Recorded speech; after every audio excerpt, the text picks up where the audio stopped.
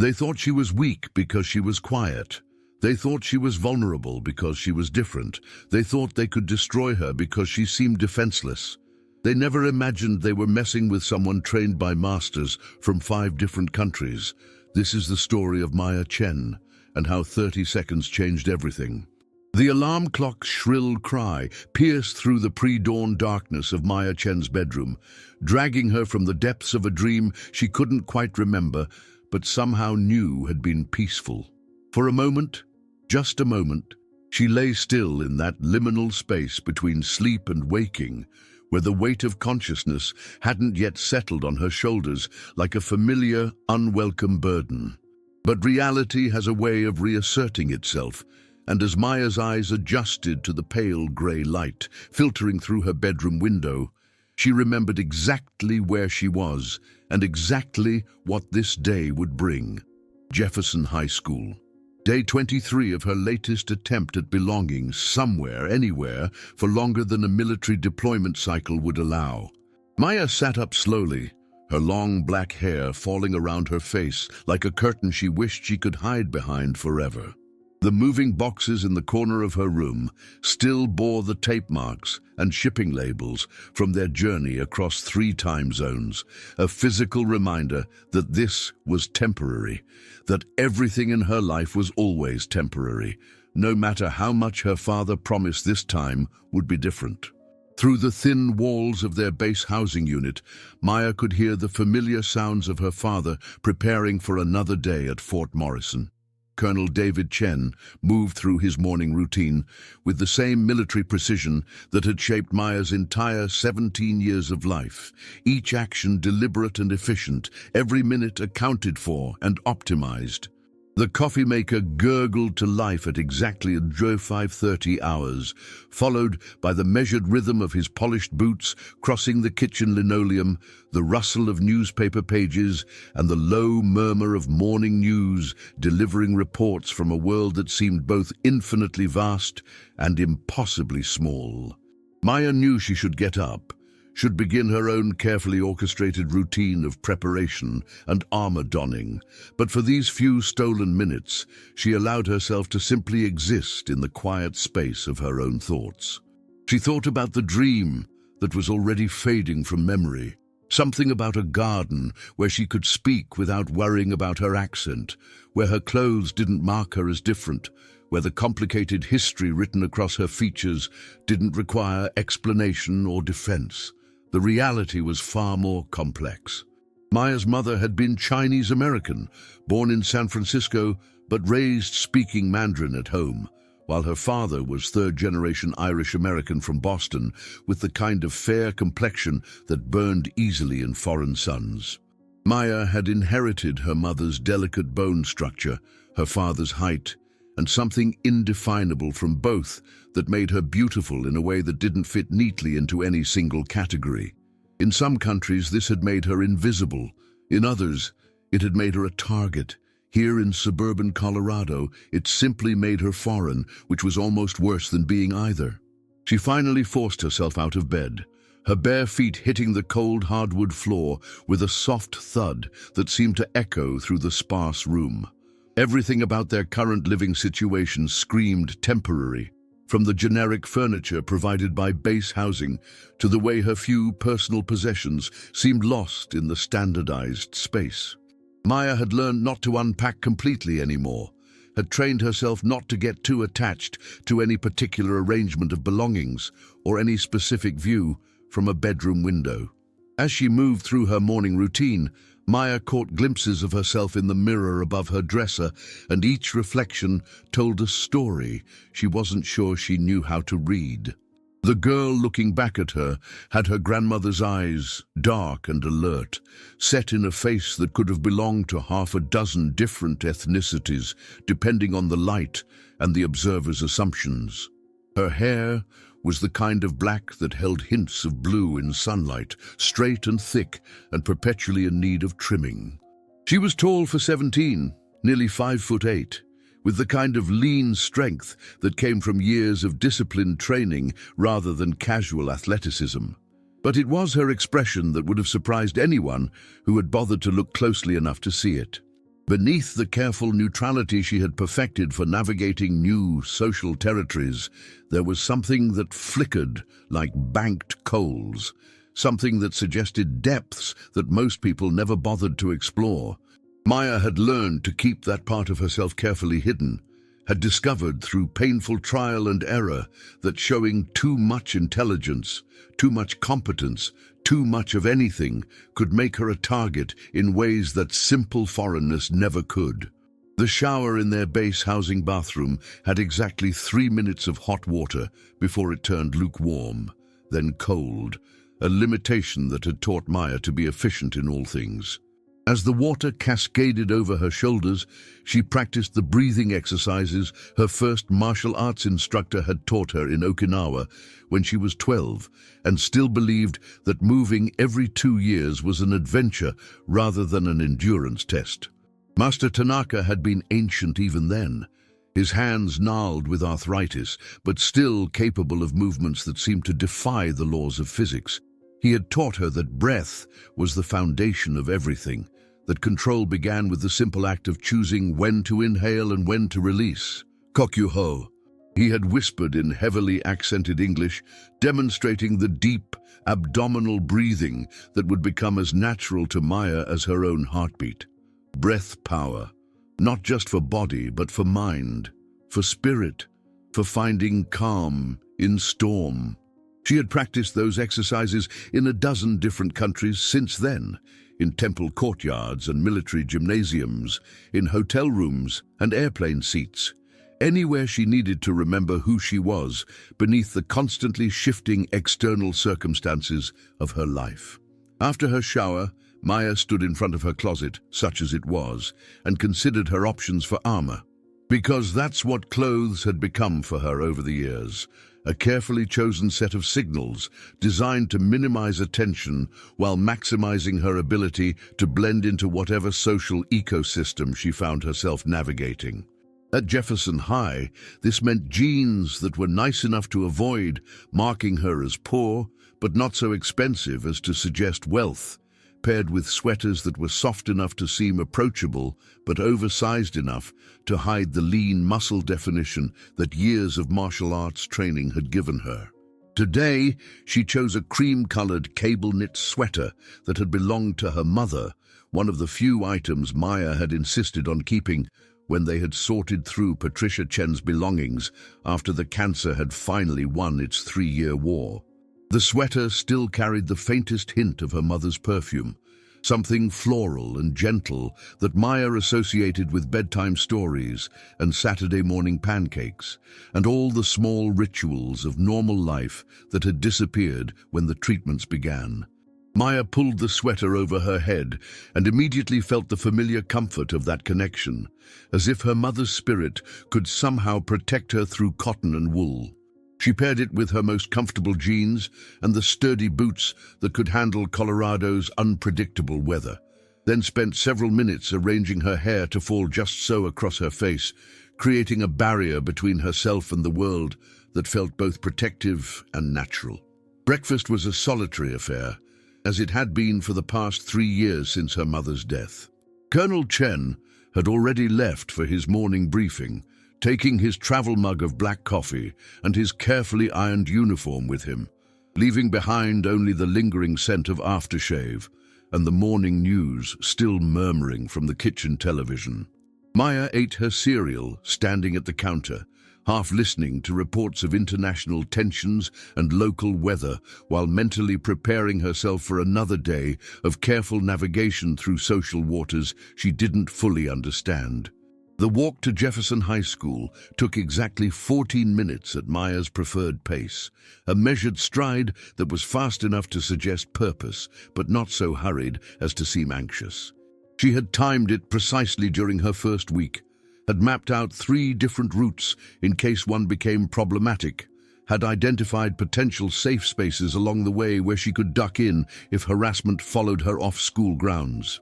This level of tactical thinking had become second nature to her, a survival skill developed through years of being the outsider, the new kid, the one who didn't quite fit anywhere. The morning air carried the crisp bite of late autumn, and Maya pulled her jacket closer as she walked past the neat rows of military housing, each unit identical to the next, their small front yards maintained to regulation standards. Other military families were beginning their own morning routines, children emerging from doorways with backpacks and lunchboxes, parents starting cars and checking weather reports on their phones.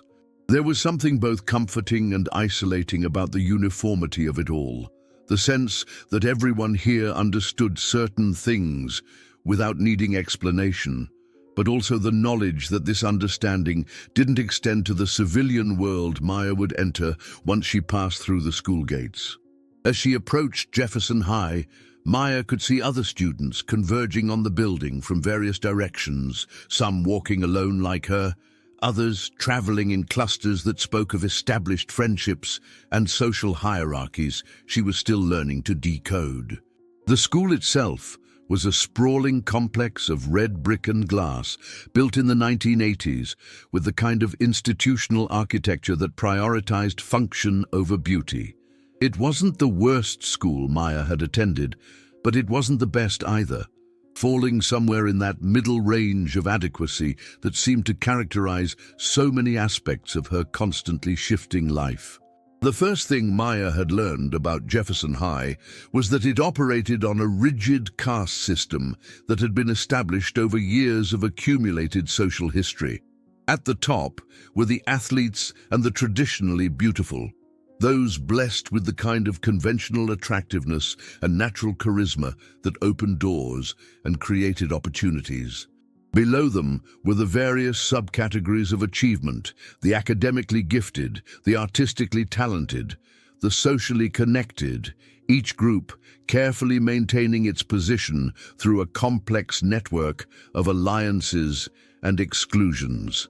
And then there were the others, the ones who didn't fit neatly into any established category, who existed in the margins and shadows of the social ecosystem. This was where Maya had found herself. Not because she lacked the intelligence or talent to climb higher, but because she had learned that visibility could be dangerous, that standing out meant becoming a target, and that sometimes survival meant choosing invisibility over recognition. She entered the building through the main entrance, joining the stream of students flowing through corridors lined with lockers and bulletin boards, advertising everything from upcoming dances to college preparation seminars. The hallways of Jefferson High were wide enough to accommodate the foot traffic, but narrow enough that personal space became a luxury, and Maya had learned to navigate the crowds with the same tactical awareness she brought to everything else in her life. Her locker was located in the sophomore hallway, a detail that had initially puzzled her until she realized that her late enrollment had left her with whatever space was available, rather than the location typically assigned to seniors. It was actually a blessing in disguise, as it meant she was removed from the primary territory of her own grade level, where social hierarchies were most rigidly enforced and territorial disputes most likely to flare into open conflict. As Maya approached her locker, she became aware of a subtle shift in the energy around her, the way conversations quieted slightly and glances lingered a moment too long. It was a sensation she had learned to recognize over years of being the perpetual outsider, the feeling of being observed and evaluated by people who had already decided she didn't belong. The attention wasn't entirely hostile, but it carried an edge of curiosity mixed with wariness that made her skin prickle with uncomfortable awareness. She worked her combination with practiced efficiency, her fingers moving automatically through the sequence while her peripheral vision tracked the movements of other students around her. This was another skill she had developed over the years, the ability to appear completely absorbed in mundane tasks while actually maintaining constant awareness of her surroundings. In some of the more dangerous places her family had been stationed, this hypervigilance had been a matter of physical safety. Here, it was more about emotional protection, but the instincts were the same. "New girls pretty," she heard someone whisper behind her, the words delivered in the tone of mild surprise that suggested the speaker hadn't expected to find anything noteworthy about her appearance. Maya didn't turn around, didn't acknowledge that she had heard, but she filed the information away in the part of her mind that catalogued potential threats and opportunities. She gathered her books for first period, checking her schedule one more time, even though she had memorized it during her first week. Advanced Placement Chemistry with Mr. Rodriguez, followed by American Literature with Mrs. Patterson, then Calculus, World History, and French. It was an academically rigorous schedule that would have marked her as a serious student in any school. But Maya had learned to be careful about displaying too much intellectual capability too quickly. Smart girls could be targets too, especially if they outperformed students who had been established as the academic elite. The warning bell rang, and Maya closed her locker with a metallic click that seemed to echo longer than it should have. As she turned to head toward the science wing, she found herself face to face with three girls who had clearly been waiting for her to finish her locker routine. They stood in a loose semicircle that blocked her most direct path to class. Their body language casual, but their positioning strategic, in a way that suggested this encounter was neither accidental nor spontaneous. Maya recognized them immediately, though she had never spoken to any of them directly. Jessica Hartwell stood in the center, her blonde hair catching the fluorescent light like spun gold, her makeup applied with the kind of precision that suggested both significant skill and considerable time investment. She was beautiful in the way that made other girls simultaneously admire and resent her, with the kind of features that looked perfect in photographs and the kind of confidence that drew attention like a magnetic field. To Jessica's left stood Brianna Martinez, whose darker complexion and carefully straightened hair spoke of hours spent in pursuit of a beauty standard that wasn't quite designed for her. She was pretty in her own right, but her attractiveness seemed somehow diminished by her proximity to Jessica, as if she existed primarily to serve as a complementary accessory rather than a person in her own right. The third girl, Chloe Patterson, was blonde like Jessica, but softer somehow, with the kind of features that would have been forgettable if not for the sharp intelligence in her eyes and the way she seemed to be constantly calculating social angles and advantages. She was the strategist of the group, Maya realized, the one who planned while the others performed. "Maya, right?" Jessica said, her voice carrying clearly over the background noise of hallway conversations and locker doors slamming shut. It wasn't really a question, more of an acknowledgement, a way of establishing that she had taken the time to learn Maya's name and was now prepared to use it. Maya nodded, not trusting her voice to remain steady, not sure what response was expected or desired. She had been in this situation before, though never quite like this. Never with girls who seemed so polished and purposeful in their approach. Usually the initial contact was more subtle, a gradual escalation of small cruelties rather than this direct confrontation. "I'm Jessica," the blonde girl continued, as if Maya didn't already know exactly who she was, as if anyone in the school could have failed to identify Jefferson High's unofficial queen. "These are my friends, Brianna and Chloe." She gestured casually to her companions, the movement graceful and somehow proprietary, as if she owned not just their loyalty, but their very existence.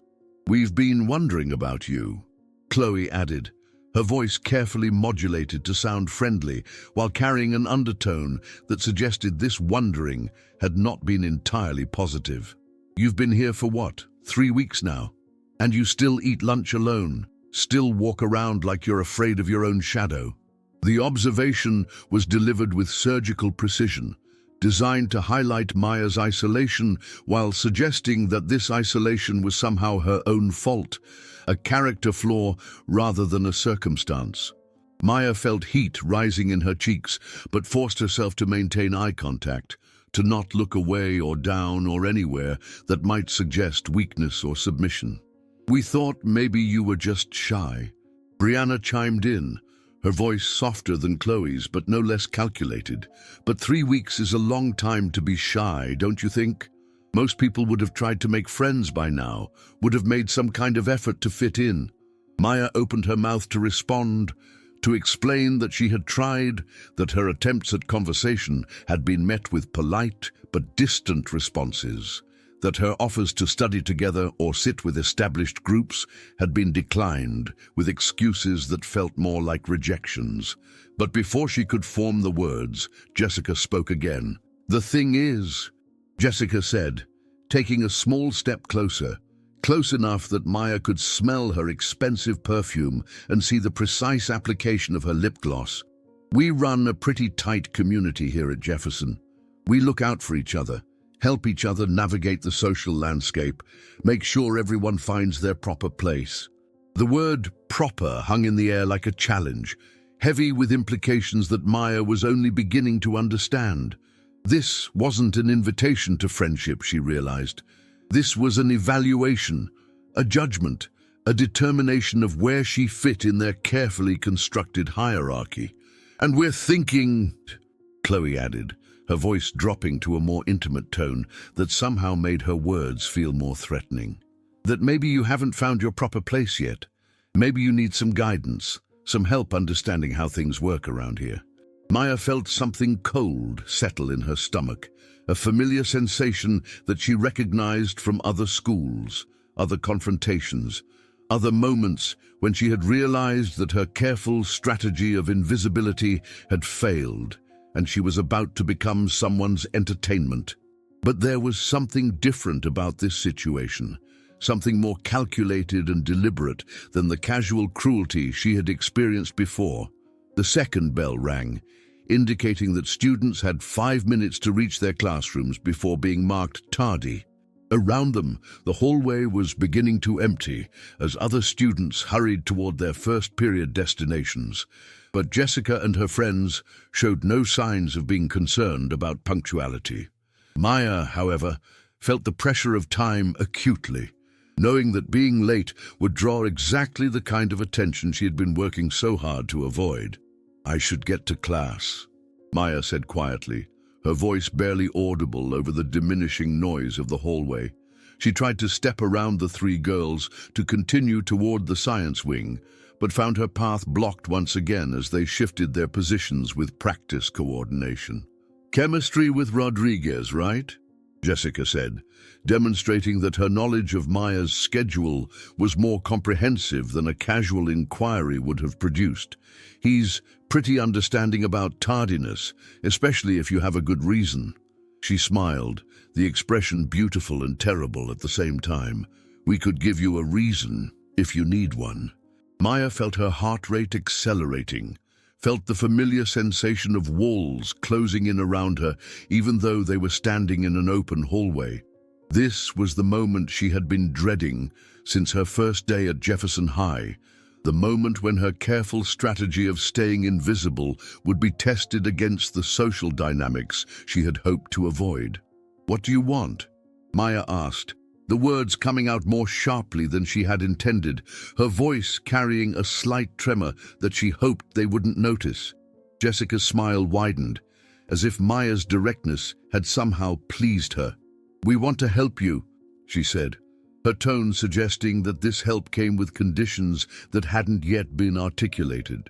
"We want to make sure you understand how things work here, what's expected, what's acceptable." The pause before the last word was deliberate, loaded with meaning that Maya was supposed to infer rather than have explained explicitly. This was how it always worked, she realized.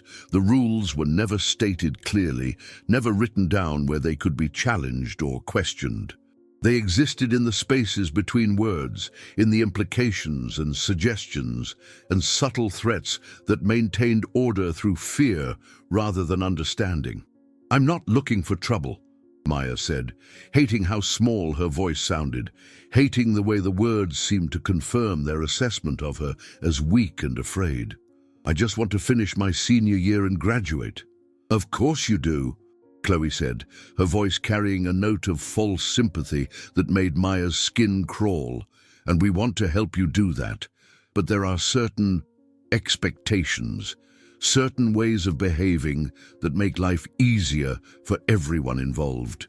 The third bell rang, and Maya felt a flash of panic as she realized she was now officially late for first period. Mr. Rodriguez might be understanding, but he would also notice, would mark her tardiness in his grade book, would potentially ask questions that Maya didn't want to answer. "Let me go to class," Maya said, and this time there was something in her voice that made all three girls pause, something that suggested depths they hadn't expected to find in someone they had already categorized as weak and compliant. For a moment, the four girls stood frozen in a tableau of tension, Maya's request hanging in the air like a challenge none of them had been prepared for. Then Jessica laughed, a sound like breaking glass, beautiful and sharp and somehow dangerous. "Of course," she said, stepping aside with an exaggerated flourish that made it clear this was a temporary reprieve rather than a permanent resolution. "We wouldn't want you to be late on our account." She paused, meeting Maya's eyes with a directness that felt like a physical touch. "But we should talk more, soon. There's so much we could teach you about fitting in here." Maya didn't respond, didn't trust herself to speak without revealing more than she intended. Instead, she clutched her books more tightly against her chest and walked quickly toward the science wing, feeling their eyes on her back like weights, knowing that this conversation was far from over. As she hurried down the increasingly empty hallway, Maya's mind raced through possibilities and strategies, trying to anticipate what would come next, trying to prepare for whatever test or challenge Jessica and her friends were planning. She had dealt with bullies before, had survived worse situations in places where the stakes were higher than high school social politics. But something about this felt different, more personal, more dangerous in ways she couldn't yet articulate. She reached Mr. Rodriguez's classroom just as he was beginning to take attendance, slipping through the door with an apologetic nod that he acknowledged with a slight frown, but no verbal comment. Maya took her usual seat in the back row, pulled out her notebook, and tried to focus on the lesson about molecular bonding and chemical reactions. But her mind kept returning to the encounter in the hallway, to the careful way Jessica had positioned herself and her friends, to the deliberate timing and strategic positioning that suggested this had been planned rather than spontaneous. As Mr. Rodriguez explained the principles of ionic bonding, drawing diagrams on the whiteboard that illustrated how atoms shared electrons to achieve stability, Maya found herself thinking about human behavior patterns, about the social chemistry that governed teenage interactions, about the ways in which people formed bonds based on shared interests or mutual benefit or simple proximity. She thought about her own atoms, the way she had learned to keep her electrons carefully controlled, never sharing too much, never allowing herself to become too stable in any one configuration, because stability meant vulnerability, and vulnerability meant the possibility of being broken.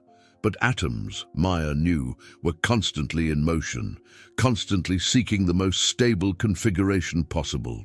And sometimes, achieving that stability required dramatic changes, required the release of energy that had been building up over time, required reactions that transformed the very nature of the elements involved.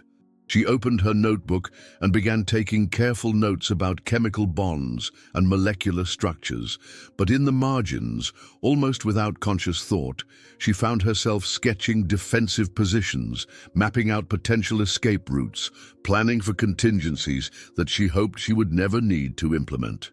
Because Maya Chen had learned many things in her 17 years of constant relocation and adaptation, but perhaps the most important lesson was this. When people decided you were a target, when they made the calculation that you were weak enough to attack and isolated enough that no one would come to your defense, the only choice was between becoming their victim or proving that their calculations were wrong. And Maya had spent too many years learning too many skills from too many masters to simply accept the role of victim without a fight. The question was whether Jefferson High School was ready for what that fight might look like. The rest of Maya's morning classes passed in a haze of hyper-awareness, her senses tuned to frequencies she had hoped never to need again. In American literature, she found herself analyzing the seating arrangements, rather than the symbolism in The Great Gatsby, noting which students formed natural alliances and which ones sat alone by choice versus circumstance. During calculus, she calculated trajectories and angles, not for mathematical functions, but for potential escape routes and defensive positions. By the time lunch period arrived, Maya's nerves were stretched taut as violin strings, humming with a tension that made her muscles ache and her jaw clench involuntarily. The cafeteria at Jefferson High was a sprawling space that had been designed sometime in the 1980s with the kind of institutional efficiency that prioritized function over comfort. Long rectangular tables stretched across the room in orderly rows, their attached benches worn smooth by decades of student use. The walls were painted in colors that had probably been cheerful once, but had faded to a dispiriting beige that seemed to absorb both light and hope. High windows near the ceiling let in slanted rectangles of autumn sunlight that fell across the tables like spotlights, illuminating some areas while leaving others in relative shadow. Maya had learned during her first week that the cafeteria operated according to an unwritten but universally understood seating chart. The athletes claimed the tables nearest the windows, their Letterman jackets and confident laughter marking their territory as clearly as any flag. The theater kids gathered around tables near the far wall, their animated gestures and dramatic pronouncements creating pockets of creative energy that seemed to pulse with their own rhythm. Academic achievers clustered in the center section, their conversations focused on homework assignments and college applications, their notebooks and textbooks creating barriers between themselves and the less studious populations. And then there were the margins, the spaces between established territories where students who didn't fit neatly into any category found what shelter they could. This was where Maya had established her own small claim, at a table near the back corner that was close enough to the exit to allow for quick departure, but far enough from the main social zones to avoid unwanted attention. She had brought lunch from home, as she always did, partly out of habit from years of uncertain cafeteria food in international schools, and partly because the act of preparation gave her something to control in a life that often felt entirely beyond her influence. Today's lunch was simple but satisfying, a turkey sandwich on whole grain bread that she had made herself that morning, an apple from the bag her father had purchased during his weekly commissary run, and a thermos of green tea that still carried the warmth of careful preparation. Maya chose a seat with her back to the wall, another habit developed through years of living in places where situational awareness could be the difference between safety and danger. From this position, she could observe the entire cafeteria while appearing to be absorbed in her own meal and homework. She pulled out her world history textbook and opened it to the chapter on ancient military strategies, a choice that would have seemed ironic to anyone who knew what she was really thinking about. For the first 10 minutes of lunch period, Maya allowed herself to believe that perhaps the morning's encounter had been an isolated incident, a momentary test that she had somehow passed by, simply enduring it. She ate her sandwich methodically, chewing each bite thoroughly while reading about Sun Tzu's principles of warfare and the importance of knowing both yourself and your enemy before engaging in any conflict. The words seemed particularly relevant to her current situation, though she hoped the ancient Chinese general's wisdom would remain purely academic. But Maya's peace was shattered when she became aware of a subtle shift in the cafeteria's energy, the way conversation seemed to quiet slightly and heads began to turn toward the entrance. She looked up from her textbook to see Jessica Hartwell making her entrance, flanked by her usual retinue of followers, moving through the space with the kind of confidence that suggested she owned not just the room, but everyone in it. Jessica was wearing a different outfit than she had been that morning, Maya noticed, a flowing sundress in pale yellow that seemed to capture and reflect the autumn sunlight streaming through the windows. Her hair had been freshly styled, her makeup touched up, her entire appearance polished to a level of perfection that spoke of access to resources and time that most teenagers couldn't afford. She moved through the cafeteria like a queen, processing through her court, acknowledging the nods and smiles of her subjects with gracious waves and carefully calculated attention. Behind Jessica, Brianna and Chloe followed in formation, their own appearances carefully coordinated to complement rather than compete with their leader's radiance. Brianna wore a sweater in soft coral that brought out the warm undertones in her complexion, while Chloe had chosen a crisp white blouse that made her blonde hair seem even more luminous. They moved with synchronized precision, their steps matching Jessica's rhythm, their expressions mirroring her mood. Maya felt her stomach clench as she realized that their path through the cafeteria was not random, that they were moving with clear purpose toward a specific destination. She tried to return her attention to her textbook, tried to lose herself in descriptions of ancient battle tactics and strategic positioning, but her peripheral vision tracked their approach with the helpless fascination of a small animal, watching a predator's stalking pattern. When they reached her table, Jessica didn't sit down immediately. Instead, she stood at the head of the table like a general surveying a battlefield, her hands resting lightly on the back of the chair across from Maya, her posture casual, but her presence commanding. The conversations at nearby tables had quieted, and Maya could feel dozens of eyes watching the scene unfold, waiting to see what would happen next. "Maya?" Jessica said, her voice carrying clearly across the suddenly hushed space. "I hope you don't mind if we join you. The cafeteria is so crowded today, and this table has such a nice view." She gestured vaguely toward the windows, though Maya's table was positioned to look out at the parking lot rather than anything particularly scenic. Maya looked up from her textbook, meeting Jessica's gaze directly for the first time since that morning's encounter. What she saw there was not the casual cruelty she had expected, but something more complex and perhaps more dangerous. A kind of calculating intelligence that suggested Jessica approached social warfare with the same strategic thinking that Maya applied to academic challenges. "It's a free country," Maya said quietly, the words coming out more evenly than she had expected. She closed her textbook and moved it to her lap, clearing space on the table's surface while maintaining the appearance of cooperation. Jessica's smile widened, as if Maya's response had somehow pleased her. "How very democratic of you," she said, settling into the chair across from Maya with fluid grace. Brianna and Chloe arranged themselves on either side of their leader, creating a triangle of attention that focused entirely on Maya, while excluding her from any real participation. For several minutes, the three girls engaged in the kind of casual conversation that seemed designed to establish normalcy while actually creating exclusion.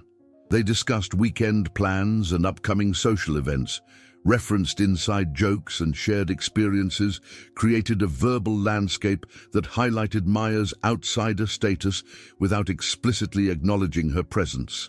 Maya continued eating her lunch, chewing each bite carefully while listening to their carefully orchestrated performance. "Oh, Maya," Jessica said suddenly, as if she had just remembered that they had company. "I hope you don't mind us talking around you like this. We sometimes forget that not everyone has been part of our group long enough to know all the references." Her tone was apologetic, but her eyes held a glitter that suggested the forgetfulness was entirely intentional. "I don't mind," Maya replied, though the words felt like sandpaper in her throat. She unscrewed the cap of her thermos and took a careful sip of green tea, using the moment to steady herself and consider her options. "That's so understanding of you," Chloe chimed in, her voice carrying a note of false warmth that made Maya's skin crawl. Most people would be offended, being left out of conversations like that. But I guess when you're used to being on the outside, you develop a thicker skin. The comment was delivered with surgical precision, designed to sound sympathetic, while actually highlighting Maya's isolation and suggesting that this isolation was somehow her own choice or fault. Maya felt heat rising in her cheeks, but forced herself to maintain eye contact, to not look away or down or anywhere that might suggest weakness. Speaking of being on the outside, Brianna added, leaning forward with the kind of conspiratorial intimacy that drew attention from nearby tables. "We've been wondering about your background. You have such an interesting look, so exotic. Where are you from, originally?" The question hung in the air like a trap, innocent on its surface, but loaded with implications that Maya had learned to recognize over years of similar inquiries. She had been asked variations of this question in every school she had attended, had learned to navigate the complex terrain of racial identity and cultural belonging that seemed to fascinate and confuse her classmates in equal measure. "My father is stationed at Fort Morrison," Maya said carefully, choosing the most neutral response possible. "We move around a lot for his work." "That's not what I meant," Brianna said, her voice taking on a sharper edge. "I mean, where are you really from? Your family, your heritage? You don't look like most of the military kids we've met." Maya felt the familiar weight of expectation settling on her shoulders, the pressure to provide a neat categorical answer that would satisfy their curiosity, while simultaneously marking her as definitively other. She had learned that there was no right answer to this question, that any response would be dissected and analyzed and used to place her in whatever box they had already prepared for her. "My mother was Chinese American," she said finally, her voice barely audible over the background noise of the cafeteria. "My father is Irish American. They met in college." "Oh, that's so interesting," Jessica said, her tone suggesting that interesting was not necessarily a positive quality. "Mixed heritage can be so complicated. I imagine it must be hard, never quite fitting in anywhere, always being between categories." The observation was delivered with false sympathy, but Maya could hear the satisfaction underneath, the pleasure Jessica took in identifying what she perceived as a weakness or vulnerability. Around them, the other students at nearby tables were pretending not to listen, while obviously hanging on every word. Their conversations muted so they could follow the drama unfolding at Maya's table. "I suppose everyone has their challenges," Maya replied, surprising herself with the steadiness of her own voice. She took another sip of tea, using the moment to center herself and draw on the breathing techniques that Master Tanaka had taught her years ago in Okinawa. "Oh, absolutely," Chloe agreed, though her tone suggested that some challenges were more valid than others. "Though I think some people create their own challenges by being so resistant to fitting in, by making themselves seem mysterious or unapproachable." Maya felt something shift inside her chest, a subtle realignment that she recognized from years of training in disciplines that required absolute control over both body and mind. She'd been pushed to this point before in other schools and other countries, and she had always chosen the path of least resistance, had always found ways to de-escalate or disappear rather than engage directly with her tormentors. But something was different this time. Maybe it was the calculated nature of their approach, the way they had clearly planned this encounter and orchestrated it for maximum psychological impact. Maybe it was the audience they had attracted, the way other students were watching with the kind of fascination reserved for car accidents and public humiliations. Or maybe it was simply that Maya was tired, bone-deep exhausted from years of running and hiding and trying to make herself small enough to slip through the cracks unnoticed. "I think," Maya said slowly, setting down her thermos with deliberate precision, "that some people mistake quietness for weakness and privacy for mystery. Sometimes people just need time to observe before they decide whether a place is safe enough to be themselves." The response was more direct than anything she had said since arriving at Jefferson High, and Maya could see the surprise flicker across Jessica's perfectly composed features. This was not the reaction they had expected, not the defensive, stammering or tearful retreat that would have provided the kind of entertainment they were seeking. "Safe?" Jessica repeated, her voice taking on a mocking tone. "What exactly do you think You need to be safe from here. This is high school, not a war zone." She laughed, the sound sharp and brittle in the suddenly tense atmosphere of the cafeteria. Maya looked at Jessica for a long moment, really looked at her, seeing past the perfect makeup and designer clothes to something harder and more desperate underneath.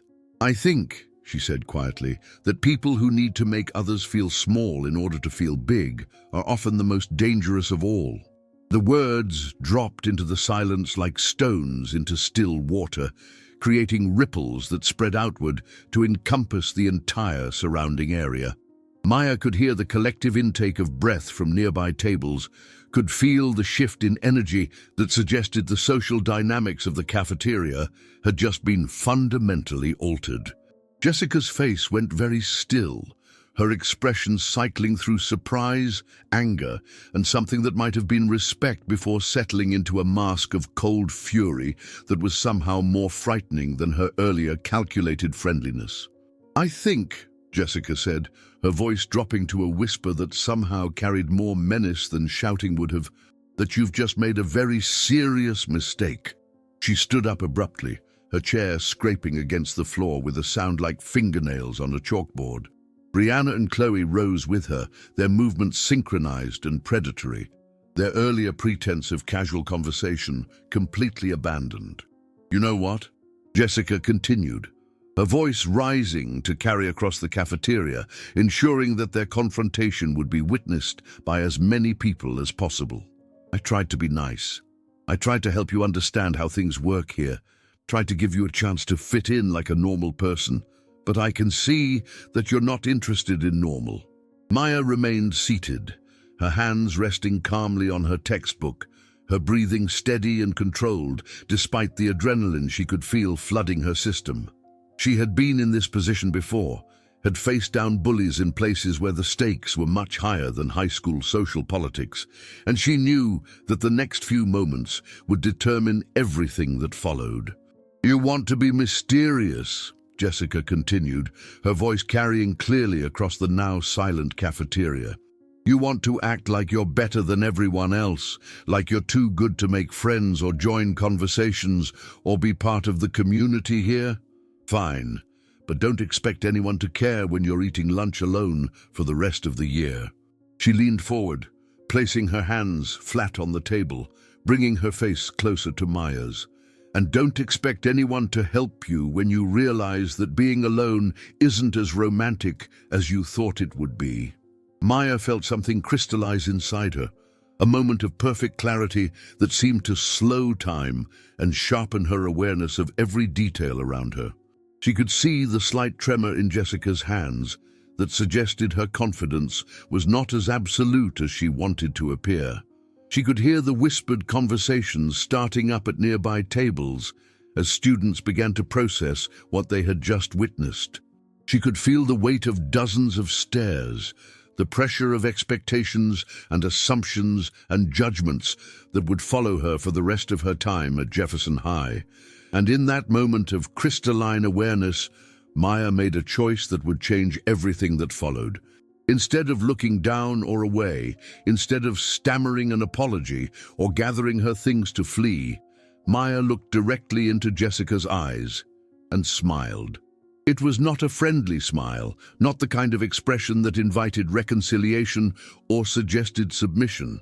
It was the smile of someone who had just realized exactly what kind of game was being played and had decided that she was tired of losing. "You know what, Jessica?" Maya said, her voice carrying clearly across the silent cafeteria. "You're absolutely right. I haven't been making much effort to fit in here. I've been playing it safe, trying not to rock the boat, hoping that if I stayed quiet and invisible, I could just get through my senior year without any drama." She stood up slowly, deliberately, her movements controlled and graceful in a way that drew every eye in the cafeteria. "But I think I've been approaching this all wrong. I think it's time I stopped hiding who I really am." Maya began packing up her lunch with methodical precision, each movement deliberate and measured. "So thank you, Jessica. Thank you for helping me realize that trying to be invisible was never going to work here. Thank you for showing me that some people are going to see me as a target no matter what I do." She closed her textbook and slipped it into her backpack, then stood and shouldered the bag with fluid grace.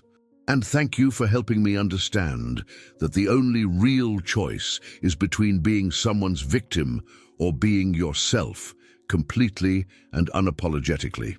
Maya looked around the cafeteria, taking in the sea of fascinated faces, the suspended silence that suggested everyone was holding their breath, waiting for what would happen next. When she spoke again, her voice was clear and steady, carrying to every corner of the room. "I'll see you around, Jessica. I have a feeling we're going to get to know each other much better very soon."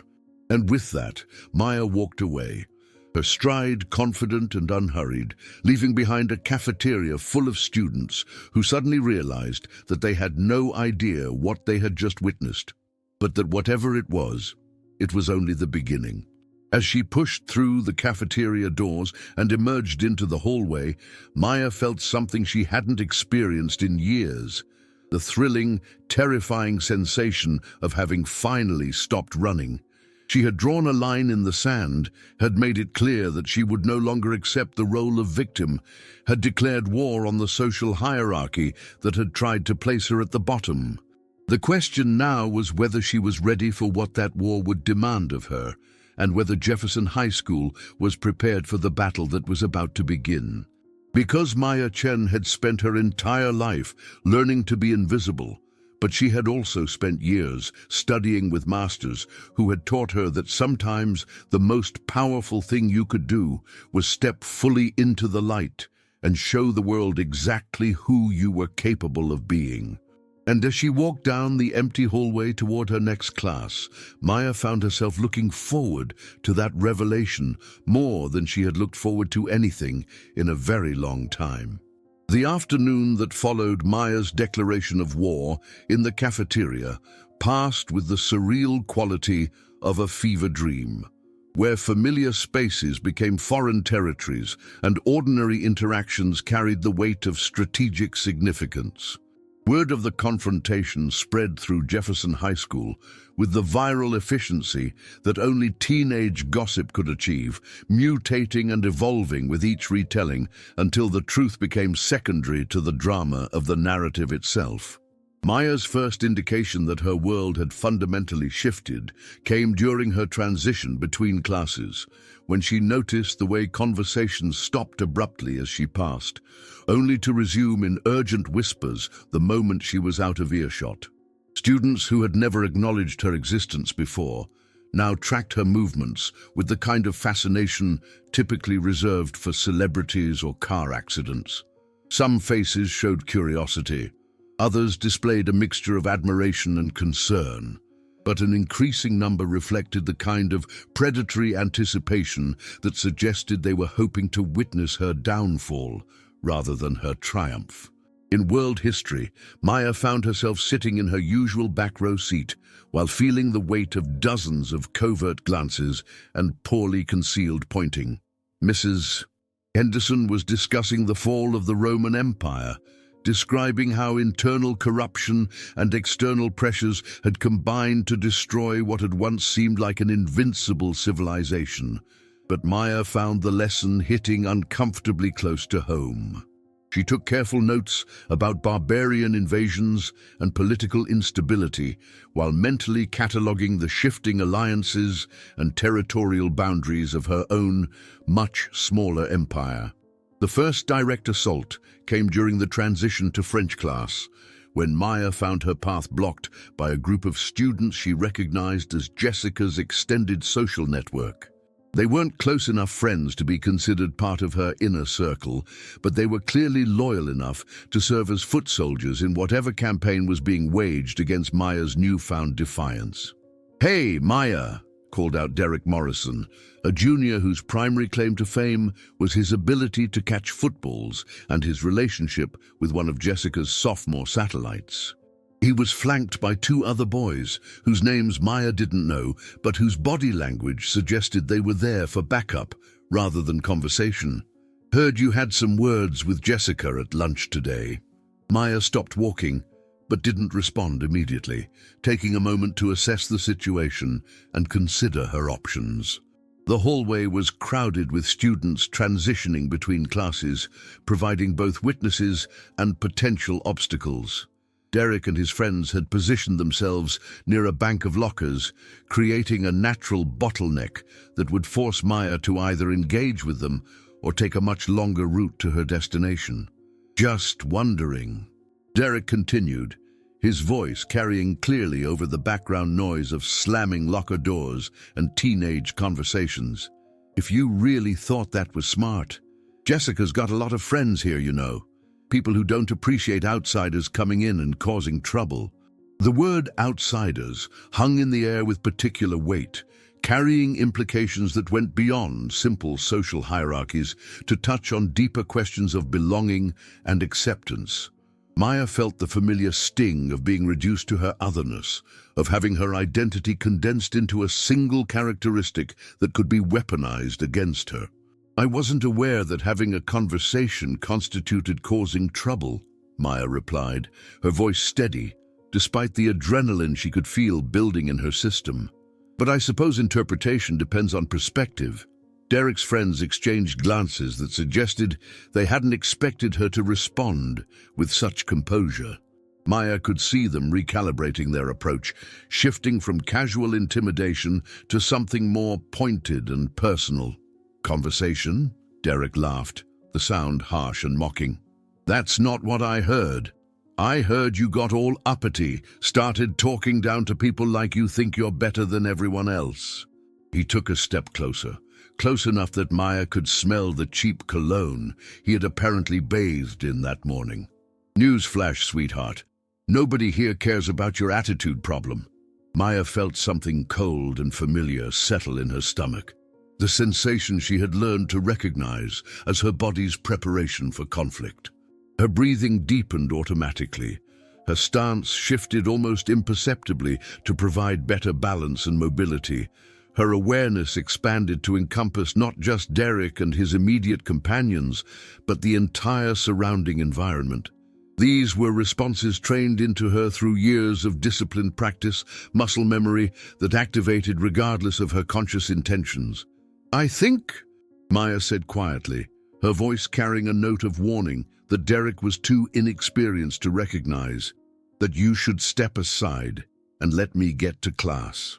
Instead of complying, Derek moved closer, close enough that his chest was almost touching Maya's books, close enough that she could see the calculation in his eyes as he tried to decide how far he could push before facing consequences. Behind him, his friends had spread out slightly, creating a semicircle that effectively trapped Maya against the lockers while maintaining the appearance of casual conversation. Or what? Derek asked, his voice dropping to a more intimate register that suggested this was now personal rather than simply territorial. You gonna run crying to the teachers? Gonna call your daddy to come rescue you? The mention of her father hit Maya like a physical blow, not because it was particularly creative as insults went, but because it revealed how much information about her background had already been gathered and weaponized.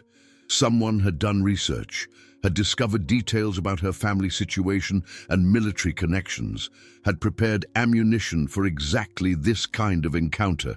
Derek, Maya said, and something in her tone made the boys flanking him take an unconscious step backward.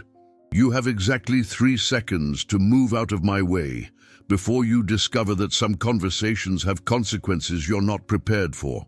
For a moment, the hallway seemed to hold its breath. Other students had begun to notice the confrontation, forming a loose circle of observers who were pretending to organize their lockers or check their phones while actually watching the drama unfold. Maya could feel their attention like heat against her skin, could sense the collective anticipation of violence or humiliation or some other form of entertainment. Derek hesitated, caught between his desire to maintain face in front of his friends and some instinctive recognition that he might have miscalculated the nature of his target. But before he could decide whether to escalate or retreat, the decision was made for him by the arrival of a new player in the game. Is there a problem here? Jessica's voice cut through the tension like a blade, clear and commanding, and absolutely certain of its own authority. She approached with her usual entourage in tow, but her attention was focused entirely on Maya, her expression a carefully constructed mask of concern that didn't quite hide the satisfaction underneath. "No problem," Derek said quickly, clearly relieved to have the responsibility for decision-making removed from his shoulders. "Just having a friendly chat with the new girl here, making sure she understands how things work." Jessica nodded, as if this explanation made perfect sense, then turned her attention to Maya with the kind of intense focus that made everything else in the hallway fade into background noise. "And do you understand, Maya? Do you see how things work here?" Maya looked at Jessica for a long moment, taking in the perfectly styled hair and flawless makeup, the designer clothes that probably cost more than most families spent on groceries in a month. The confidence that came from never having to question whether you belonged wherever you happened to be standing. But more than that, she saw something else. The careful orchestration of this encounter, the way Jessica had arrived at exactly the right moment to maximize dramatic impact, the strategic positioning of witnesses and supporters that suggested this was all part of a larger plan. "I'm beginning to," Maya replied, her voice carrying clearly in the suddenly quiet hallway. "I'm starting to see exactly how things work here." The late bell rang, signaling that students should be in their classrooms, but nobody moved. The confrontation had reached a critical mass that made academic obligations seem secondary to the social drama unfolding in real time. Maya could see teachers beginning to emerge from their classrooms to investigate the unusual quiet in the hallways, could sense that whatever was going to happen needed to happen quickly, before adult intervention changed the dynamics entirely. "Good," Jessica said, her smile sharp as broken glass. "I'd hate for there to be any misunderstandings." She paused, letting her gaze travel slowly from Maya's face down to her feet and back up again. A deliberate assessment that was designed to make Maya feel exposed and evaluated. "You know, I've been thinking about our conversation at lunch, and I realize I may have been too subtle in my communication." Maya felt her pulse quicken, but kept her expression neutral, waiting to see what form this new attack would take. "The thing is," Jessica continued, her voice taking on the tone of someone explaining something obvious to a particularly slow child, "Jefferson High has a very particular ecosystem. Everyone has their place, their role, their level of relevance. And when someone new arrives who doesn't understand that ecosystem, who tries to disrupt the natural order of things, well," she spread her hands in a gesture that suggested inevitability rather than choice. "What are you saying?" Maya asked, though she suspected she already knew. "I'm saying that maybe you need a more direct demonstration of how things work here," Jessica replied. "Maybe you need to experience firsthand what happens to people who think they can challenge the established order without consequences." The threat was delivered with such casual confidence that it took a moment for its full implications to register. Maya felt something shift inside her chest, a familiar tightening that she recognized from other moments in other schools when she had realized that running was no longer an option, that the conflict she had tried so hard to avoid was now inevitable. "And what did you have in mind?" Maya asked, surprising herself with how steady her voice sounded. Jessica's smile widened, as if Maya's question had somehow pleased her. "Meet me after school today, behind the gymnasium, where we can have a more private conversation about your place in our little community." She paused, studying Maya's face for signs of fear or submission. "Unless, of course, you'd prefer to have this conversation here in front of everyone." Maya looked around at the circle of faces surrounding them, taking in the mixture of fascination and anticipation and barely concealed bloodlust that seemed to characterize teenage spectators at moments like these. She thought about her options, about the various ways this scenario could play out, about the lessons she had learned from years of martial arts training, about choosing when to engage and when to withdraw. "Behind the gymnasium," Maya said finally, "after school." Jessica nodded as if she had never doubted Maya's compliance. Excellent. I do so appreciate punctuality. She turned to address the crowd that had gathered around them, her voice carrying clearly to every corner of the hallway. Show's over, everyone. Back to your classes. The dismissal was delivered with such absolute authority that students began dispersing immediately, though Maya could see many of them pulling out their phones to text friends and spread the word about what was coming. By the time the final bell rang that afternoon, Maya suspected that half the school would know about the planned confrontation behind the gymnasium. The rest of the day passed in a haze of barely contained anxiety and strategic planning. Maya sat through French class, conjugating verbs while mentally reviewing defensive techniques and escape routes. She endured advanced biology dissecting fetal pigs while thinking about pressure points and leverage ratios. By the time her final period study hall arrived, Maya felt like she was vibrating at a frequency that only she could hear, every nerve ending alive with the kind of hyper-awareness that preceded significant violence. During study hall, Maya made a decision that surprised even her. Instead of spending the period reviewing her martial arts training or planning defensive strategies, she pulled out a piece of paper and began writing a letter to her father. Not about the confrontation that was coming, not about the social warfare she had somehow stumbled into, but about the person she was discovering herself to be in the face of this challenge. Dear Dad, she wrote, her handwriting unusually careful and deliberate. I know we don't talk much about Mom anymore, about who she was and what she taught me before the cancer took her away. But I've been thinking about something she used to say, about how strength isn't about never being afraid, but about what you choose to do when fear tries to make your decisions for you.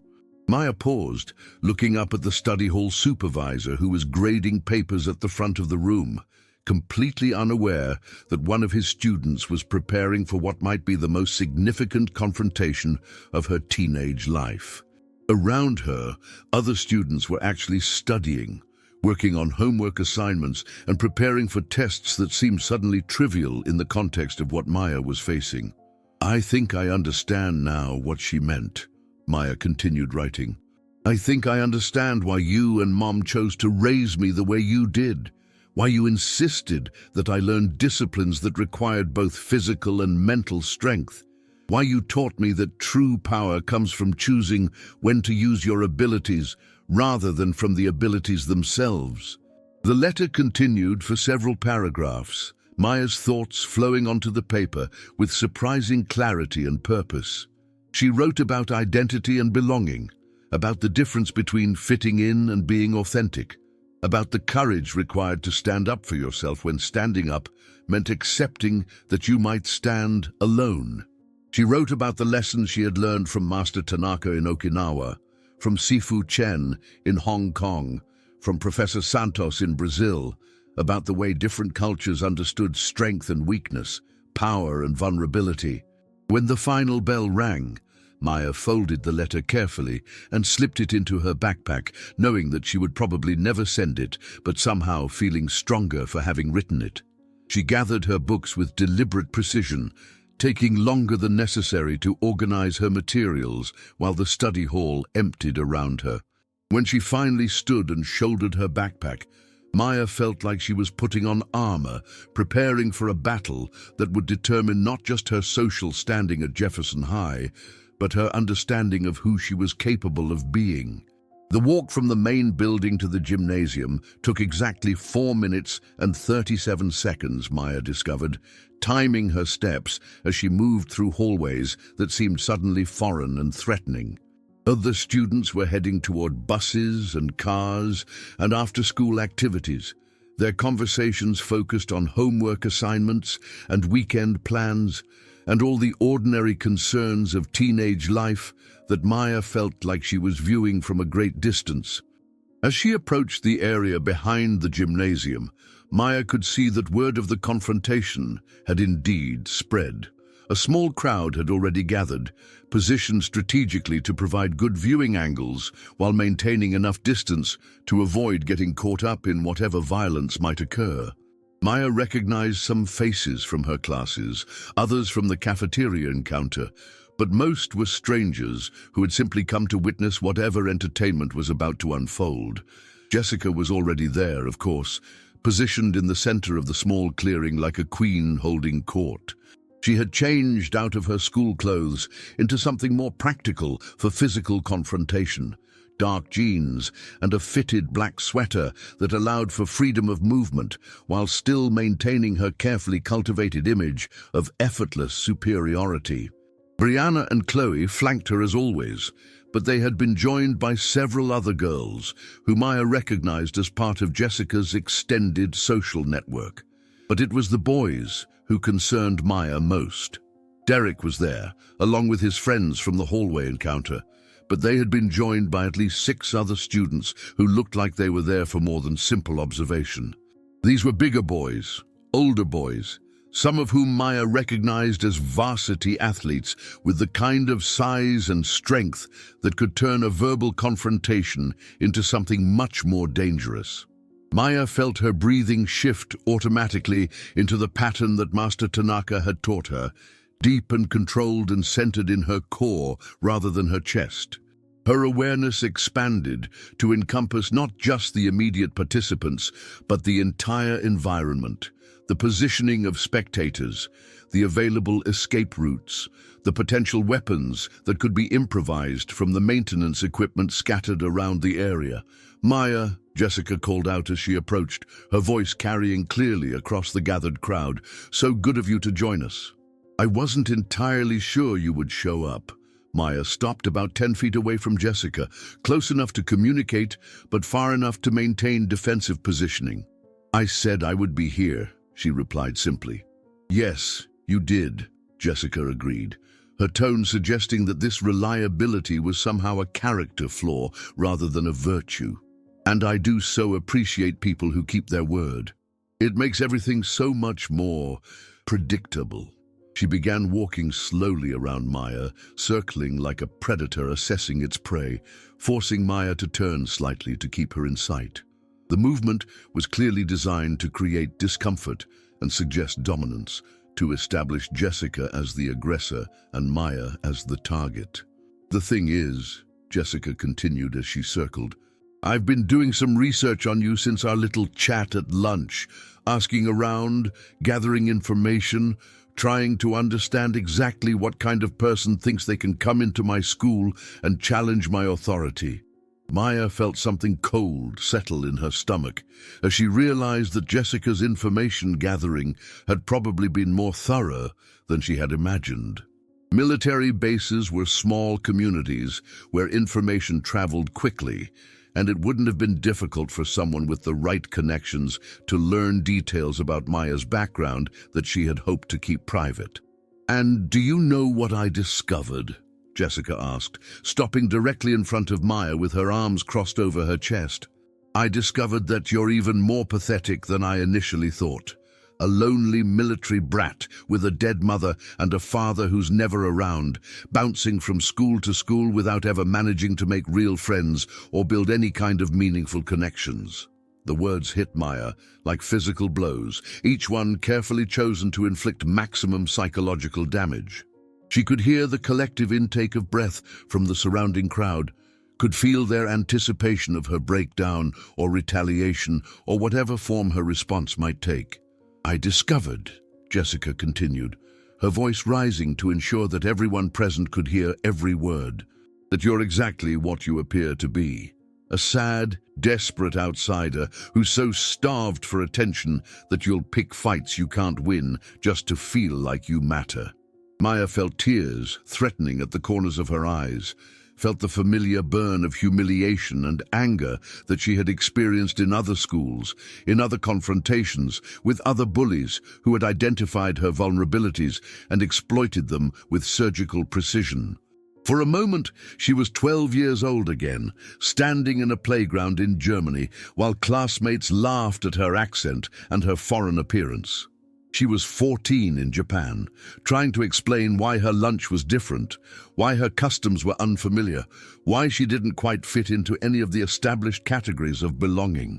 "But here's what you don't understand," Jessica said, leaning closer, close enough that Maya could see the calculation in her eyes, the careful assessment of exactly how much damage had been inflicted and how much more would be required to achieve complete victory. Here's what your research didn't tell you about how things work in the real world. Jessica gestured toward the crowd of students surrounding them, her hands sweeping in a wide arc that encompassed not just her immediate supporters, but everyone who had come to witness Maya's humiliation. You think this is about you, about your personal strength or character or whatever little fantasy you've constructed about standing up for yourself, but it's not about you at all. She smiled, the expression beautiful and terrible in its absolute confidence. This is about them, about making sure everyone here understands what happens when someone tries to upset the natural order of things, about demonstrating that there are consequences for thinking you can challenge authority without having the power to back it up. Maya looked around at the faces surrounding her, taking in the mixture of fascination and discomfort and voyeuristic excitement that seemed to characterize teenage spectators at moments of public humiliation. Some looked genuinely uncomfortable with what they were witnessing, but none of them seemed prepared to intervene or offer support. She was alone, completely and utterly alone, facing not just Jessica, but an entire social system that demanded her submission. "So, here's what's going to happen," Jessica said, her voice taking on the tone of someone delivering final instructions. "You're going to apologize, not just to me, but to everyone here. You're going to admit that you were wrong to think you could challenge the way things work here, wrong to imagine that being different made you special, wrong to believe that you had any right to disrupt the community we've built." Maya felt something breaking inside her chest, a sound like ice cracking under pressure. This was the moment she had been dreading since her first day at Jefferson High. The moment when all her careful strategies and defensive preparations proved inadequate against the simple reality of being outnumbered and outmaneuvered.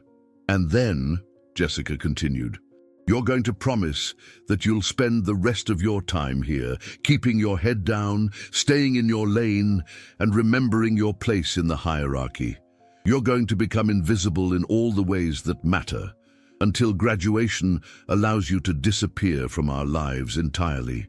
The ultimatum hung in the air like a challenge, and Maya could feel the weight of dozens of eyes watching her, waiting to see whether she would submit or continue fighting a battle she seemed destined to lose. For a moment, the clearing behind the gymnasium was absolutely silent, except for the distant sound of traffic and the rustle of autumn leaves in the wind.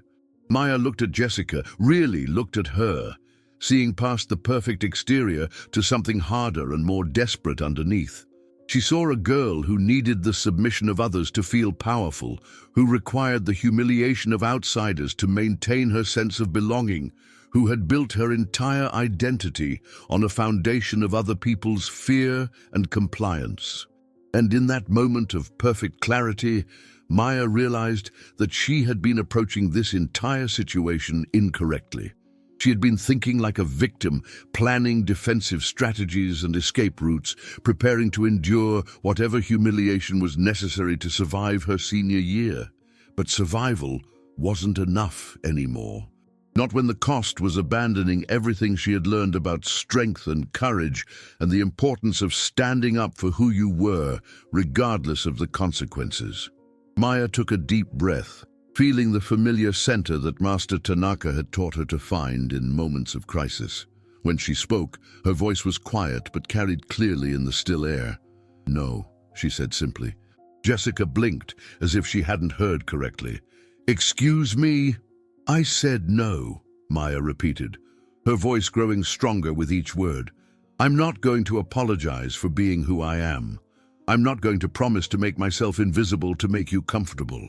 And I'm not going to spend the rest of my senior year pretending that this is how people should treat each other."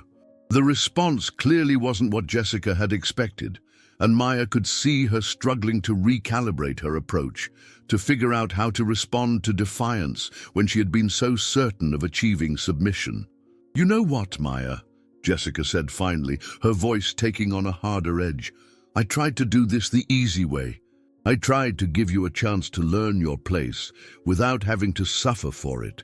But if you want to do this the hard way, if you want to find out what happens when someone really decides to make your life miserable, then that's exactly what you're going to get." She stepped back and nodded to the boys who had been waiting in the crowd, and Maya felt her heart rate spike as she realized that this confrontation was about to become physical in ways she had hoped to avoid. Derek and his friends began moving forward, their movements coordinated and purposeful, their expressions suggesting that they had been looking forward to this moment. Maya shifted her stance automatically, her body responding to years of training even as her mind raced through options and strategies. She was outnumbered at least 10 to 1, surrounded by hostile territory with no clear escape routes, facing opponents who were larger and stronger and motivated by the kind of crowd psychology that could turn ordinary teenagers into a dangerous mob. For the first time since arriving at Jefferson High School, Maya Chen found herself in a situation where all her careful planning and strategic thinking seemed inadequate to the challenge she was facing. The quiet new girl, who had tried so hard to remain invisible, was about to discover exactly what happened when invisibility was no longer an option, when the choice was between fighting back and accepting complete defeat. But what none of them knew, what Maya herself was only beginning to remember, was that she had been preparing for this moment her entire life, in dojos and training halls across 3 continents, under the guidance of masters who had taught her that true strength revealed itself not in the absence of fear, but in what you chose to do when fear tried to make your decisions for you. The real fight was about to begin. Time seemed to crystallize into perfect clarity as Derek and his friends moved forward, their footsteps crunching on the fallen leaves that carpeted the area behind the gymnasium. Maya could hear everything with supernatural precision, the whispered conversations of spectators positioning themselves for better views, the distant rumble of school buses departing the parking lot, the subtle shift in Jessica's breathing that suggested anticipation, mixed with something that might have been uncertainty. In that moment of heightened awareness, Maya felt something profound shift inside her consciousness, like tumblers falling into place in a lock that had been sealed for years. The careful mask of invisibility that she had worn since arriving at Jefferson High began to dissolve, revealing layers of identity and capability that she had kept hidden not just from others, but from herself. Derek reached her first, his movements telegraphed by years of playing football, where size and momentum mattered more than technique or precision. He grabbed for her shoulder with the kind of casual aggression that suggested he had never encountered serious resistance before, his fingers seeking purchase on her sweater with the confidence of someone who had never had to consider the possibility that his target might fight back effectively. What happened next unfolded so quickly that most of the spectators would later disagree about exactly what they had witnessed. Maya moved with a fluidity that seemed to defy the laws of physics, her body responding to Derek's attack with movements that were simultaneously defensive and offensive, reactive and proactive.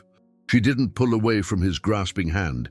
Instead, she stepped into his attack, using his own momentum against him in a way that transformed his aggression into vulnerability. Derek found himself suddenly off balance, his intended grip becoming a liability as Maya redirected his energy through principles of leverage and timing that his football experience had never taught him to counter. One moment he was reaching for what he assumed would be an easy target. The next, he was stumbling forward with his arm trapped in a position that made further aggression impossible without risking serious injury to himself. "Derek," Maya said quietly, her voice carrying clearly, despite the adrenaline that everyone present could feel crackling through the air. "I really don't want to hurt you. Please step back." The request was delivered with such calm certainty that it took several seconds for the implications to register. Derek was a varsity linebacker who outweighed Maya by at least 60 pounds. and had never encountered a situation where a teenage girl could make him feel physically helpless. The cognitive dissonance between his expectations and his current reality left him frozen in confusion, uncertain whether to escalate or retreat. Jessica's voice cut through the stunned silence like a blade. "What are you waiting for?" she demanded, her carefully maintained composure cracking to reveal something sharper and more desperate underneath. "She's one girl. There are 8 of you." The reminder seemed to break the spell that had settled over Derek's friends, and Maya found herself facing multiple attackers approaching from different angles. But instead of the panic or desperation that everyone expected to see, Maya's expression remained perfectly calm, almost meditative, as if she was drawing on reserves of tranquility that existed somewhere beyond the reach of external circumstances. The second attacker was a boy named Kevin, whose primary qualification for this confrontation seemed to be his willingness to follow Derek's lead rather than any particular fighting ability. He approached from Maya's left side, apparently hoping to capitalize on her distraction with Derek, but found himself facing a target who seemed to have eyes in the back of her head. Maya released Derek with a subtle manipulation that sent him stumbling away from her, then turned to face Kevin with movements that were so economical and precise that they seemed almost choreographed. Kevin had been expecting to grapple with a panicked teenager. Instead, he found himself dealing with someone who moved like water, flowing around his attacks while simultaneously redirecting his energy in ways that left him increasingly off balance and frustrated. "This isn't possible," Kevin gasped as he found himself face down in the dirt with no clear memory of how he had gotten there. His arm held in a position that was uncomfortable but not quite painful, controlled but not quite restrained. "You're right," Maya replied, her breathing still perfectly steady despite the physical demands of controlling 2 opponents simultaneously. "This shouldn't be possible. A quiet new girl shouldn't be able to defend herself against multiple attackers, but then again, maybe you don't know who I really am." She released Kevin and stood up slowly, deliberately, her movements flowing with the kind of grace that comes only from years of disciplined practice. As she rose, something fundamental had changed in her posture, in her presence, in the very quality of attention she commanded from everyone watching. "My name is Maya Chen," she said, her voice carrying clearly across the suddenly silent clearing. "My father is Colonel David Chen, stationed at Fort Morrison. But what you don't know, what I haven't told anyone since I arrived here, is that I've spent the last 10 years of my life training with some of the most skilled martial artists in the world." She began walking slowly around the perimeter of the confrontation, not fleeing, but positioning herself strategically while continuing to speak. The remaining boys who had been preparing to attack found themselves hesitating, uncertain whether to continue their assault or wait to see what other revelations might be coming. In Okinawa, when I was 12, I trained with Master Tanaka, who was 87 years old and could still break concrete blocks with his bare hands.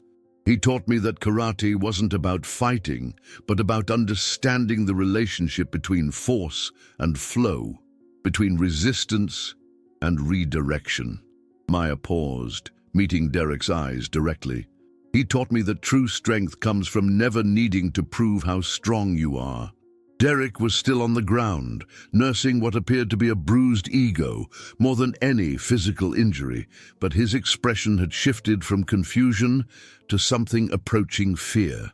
The easy victory he had anticipated was becoming something else entirely, something that didn't fit into any of his categories for understanding how these situations were supposed to unfold. In Thailand, I spent 6 months learning Muay Thai from a woman named Kun Siriporn, who fought professionally for 15 years before opening a school for disadvantaged children. She taught me that every part of your body can be a weapon, but more importantly, she taught me that choosing not to use those weapons is the highest form of martial arts mastery. Maya's voice had taken on a different quality now, deeper and more resonant, as if she was channeling not just her own experiences, but the wisdom of all the teachers who had shaped her understanding of what it meant to be truly strong. The spectators, who had come expecting to witness her humiliation, were instead getting something entirely unexpected, a masterclass in the difference between violence and power. In Brazil, I learned capoeira from Professor Santos, who grew up in the favelas of Rio and used movement and music to survive situations that would have destroyed most people. He taught me that fighting could be beautiful, that self-defense could be art, that you could protect yourself while still maintaining your humanity. As she spoke, Maya began demonstrating some of the movements she had learned, not aggressively but fluidly, her body flowing through forms that were simultaneously combat techniques and dance moves. The effect was mesmerizing, creating a strange disconnect between the violent context of the confrontation and the graceful beauty of her movements. Jessica had been watching this transformation with growing alarm, recognizing that the narrative she had tried to construct was collapsing around her. The helpless victim she had expected to humiliate was revealing herself to be something entirely different, someone with resources and capabilities that threatened not just this particular confrontation, but Jessica's entire understanding of how power dynamics were supposed to work. "Stop!" Jessica commanded, her voice sharp with panic. "Stop talking and just fight her. She's still just one person." But Maya wasn't finished with her revelations. In Hong Kong, I studied Wing Chun with Sifu Chen, who taught me that the most effective fighting techniques are the ones that look like they require no effort at all. He showed me how to use an attacker's own force against them, how to turn aggression into defeat without ever throwing a punch. To demonstrate, Maya gestured for one of the remaining boys to approach her. When he hesitated, she smiled. Not the careful, submissive expression she had worn since arriving at Jefferson High, but something confident and inviting and somehow dangerous. "Come on, Marcus," she said, addressing a junior whose participation in this confrontation seemed motivated more by peer pressure than personal animosity. "I promise I won't hurt you. I just want to show everyone something important." Marcus looked around nervously, seeking guidance from Jessica or Derek or anyone who might tell him what to do in this unprecedented situation. When no clear direction came, he approached Maya hesitantly, his movements telegraphing his reluctance and uncertainty. "Grab my wrist," Maya instructed, holding out her arm. "As hard as you can. Try to control me." Marcus complied, wrapping his much larger hand around Maya's slender wrist and squeezing with enough force to leave marks. For a moment, they stood frozen in this tableau, the larger boy apparently controlling the smaller girl through simple physical dominance. Then Maya moved. What followed was so fast, so fluid, so seemingly effortless that most of the spectators missed the specific techniques involved. One moment Marcus was holding Maya's wrist in what appeared to be a controlling grip. The next, he was kneeling on the ground with his own arm twisted behind his back, completely helpless but unharmed, looking up at Maya with an expression of pure bewilderment. "Wing Chun teaches us that force flows like water," Maya explained, her voice perfectly calm despite the dramatic demonstration she had just provided.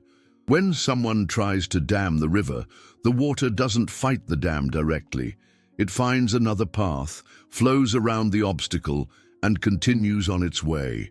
The dam may think it's in control, but the water always reaches its destination." She released Marcus gently, helping him to his feet with the kind of courtesy that somehow made his defeat more profound than any amount of aggression could have achieved. Marcus stepped back quickly, rubbing his wrist and staring at Maya as if she had just performed actual magic, rather than simply applied principles of physics and leverage that he didn't understand. And in Japan, Maya continued, returning to her catalogue of teachers and lessons. "I studied Aikido with Sensei Yamamoto, who was 73 years old and had spent 50 years learning how to end conflicts without creating enemies. He taught me that the highest level of martial arts isn't about defeating your opponents, but about helping them defeat themselves. Jessica was becoming increasingly desperate as she watched her carefully orchestrated humiliation ritual transform into something that celebrated Maya's strength rather than exposing her weakness. The power dynamics that had seemed so clear and controllable were shifting in ways that threatened everything Jessica believed about her own position in the social hierarchy. "Enough!" Jessica screamed, her composure finally cracking completely. "I don't care about your stupid martial arts stories. This isn't some movie where the underdog gets to make a big speech and suddenly wins. This is real life, and in real life, numbers matter more than technique." She gestured wildly to the remaining boys, her voice rising to near hysteria. "All of you at once! Stop playing games and just overwhelm her. There's no way she can fight all of you simultaneously." Maya looked at Jessica for a long moment, and something in her expression shifted from demonstration to something more serious, more final. "You're right, Jessica, this isn't a movie, but you're wrong about what that means." She turned to address the remaining potential attackers, her voice taking on a tone of absolute authority that seemed to come from somewhere deeper than her teenage years. "Anyone who wants to continue this can step forward now, but before you do, you should understand something important. Everything I've shown you so far has been me being gentle.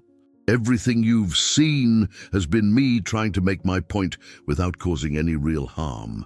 Maya paused, letting her gaze move slowly across each face in the crowd, making eye contact with every potential threat. "If you force me to defend myself seriously, if you make me stop holding back, the outcome will be very different. And I promise you, the story you tell afterward won't be about how you taught the new girl her place. It will be about how badly you misjudged someone you never bothered to really see." The silence that followed was absolute, broken only by the distant sound of traffic and the rustle of wind through the trees. Maya stood in the center of the clearing like a focal point of calm energy, surrounded by boys who had come expecting easy victory and were now faced with the realization that they had fundamentally misunderstood the nature of their target. Derek was the first to break. "This is crazy," he muttered, pushing himself to his feet and brushing dirt from his clothes. "I didn't sign up for this." He looked around at his friends, seeking support for withdrawal that none of them seemed prepared to offer. "I'm out." His departure seemed to break the spell that had held the group together, and one by one, the other boys began backing away, their earlier enthusiasm for group violence evaporating in the face of Maya's unexpected competence and the increasingly real possibility of serious consequences for their actions. Within minutes, only Jessica, Brianna, and Chloe remained, along with a handful of spectators who seemed too fascinated by the drama to leave, despite the obvious danger of remaining. The balance of power had shifted so dramatically that the original confrontation now seemed like a distant memory, replaced by something that none of them had been prepared for. Jessica stood alone now, her army of enforcers having abandoned her, her carefully planned humiliation ritual having transformed into her own public defeat. But rather than accepting this reversal gracefully, rather than recognizing that she had lost and withdrawing with whatever dignity remained available to her, Jessica chose to escalate in the only way she had left. "Fine," she said, her voice shaking with rage and humiliation. "Fine. You want to show off your little karate moves? You want to make me look stupid in front of everyone? Let's see how tough you are when you're not fighting boys who are too nice to really hurt a girl." Jessica began pulling off her jewelry and tying back her hair, her movements sharp and aggressive as she prepared for physical confrontation. "You think you're so special because you've traveled around the world learning how to fight? Well, I've been the queen of this school for 4 years, and I didn't get there by backing down from fights." Maya watched these preparations with growing concern, not for her own safety, but for what she might be forced to do if Jessica actually followed through on her implied threat. Fighting boys who were larger and stronger, but essentially untrained, was one thing. They could be controlled and redirected without serious injury. But fighting someone who was genuinely committed to causing harm, someone whose pride and social status depended on victory, was something else entirely. "Jessica," Maya said quietly, "please don't do this. You don't understand what you're asking for." "What I'm asking for," Jessica snarled, "is the chance to show everyone that you're not as special as you think you are. What I'm asking for is the opportunity to remind you that technique doesn't matter when someone really wants to hurt you." She began moving forward, her approach more cautious than the boys had been, but also more focused, more determined. Jessica might not have had formal training, but she had the advantage of genuine malice, the willingness to cause real harm in pursuit of her goals. Maya felt something cold settle in her stomach as she realized that this confrontation was about to cross a line that couldn't be uncrossed. Up until now, she had been able to control the situation through demonstration and intimidation, showing just enough capability to discourage further aggression without actually hurting anyone seriously. But Jessica was beyond intimidation now, driven by desperation and humiliation into a state where only victory or complete defeat would satisfy her need for resolution. "Last chance," Maya said, her voice carrying a note of finality that made everyone present understand that whatever happened next would be qualitatively different from everything that had come before. "Walk away now, and we can pretend this never happened. Continue, and you'll discover exactly why every one of my teachers spent so much time emphasizing restraint and control." Jessica's response was to launch herself forward in a wild rush, her attack fueled more by emotion than strategy, her movements telegraphing her intention so clearly that Maya had several seconds to prepare her response. But instead of the elaborate demonstration she had provided earlier, instead of the flowing redirections and gentle controls she had used on the boys, Maya's reaction was swift, precise, and absolutely final. Jessica found herself face down in the dirt, with Maya's knee pressed lightly against her back, her arm controlled in a position that was uncomfortable but not quite painful. Her ability to continue fighting completely neutralized, without any visible injury or dramatic technique. The entire encounter had lasted less than 3 seconds, and Jessica's defeat was so complete, so undeniable, that even she seemed shocked by how quickly it had occurred. "The difference between restraint and mercy," Maya said quietly, her voice carrying clearly in the absolute silence that had fallen over the clearing, "is that restraint is a choice you make for yourself. Mercy is a gift you give to others." She released Jessica and stood up, stepping back to give her fallen opponent room to recover her dignity. "I've been showing you restraint because I choose not to use my full capabilities unless absolutely necessary. But what you've experienced here today, this has been mercy, a gift I'm giving you because I believe you can be better than this." Jessica pushed herself up slowly, her perfect hair disheveled, her flawless makeup smudged, her entire carefully constructed image of invincibility shattered in front of an audience that would carry this story through the halls of Jefferson High for years to come. But instead of the tears or rage that everyone expected, Jessica's expression was one of profound confusion, as if she was struggling to reconcile what had just happened with everything she thought she knew about power and dominance and social hierarchies. Maya looked around at the remaining spectators, taking in their expressions of awe and fear and fascination. "I want everyone here to understand something," she said, her voice carrying the authority of someone who had just fundamentally altered the social dynamics of their entire school. What happened here today wasn't about winning or losing. It wasn't about proving who's stronger or who belongs and who doesn't. She paused, meeting each pair of eyes in turn, ensuring that her message was received and understood. This was about what happens when someone finally gets tired of being invisible, tired of accepting treatment that no one should have to endure, tired of letting other people define who they are and what they're capable of becoming. Maya shouldered her backpack and began walking toward the path that would take her back to the main school building, but stopped at the edge of the clearing to deliver one final message.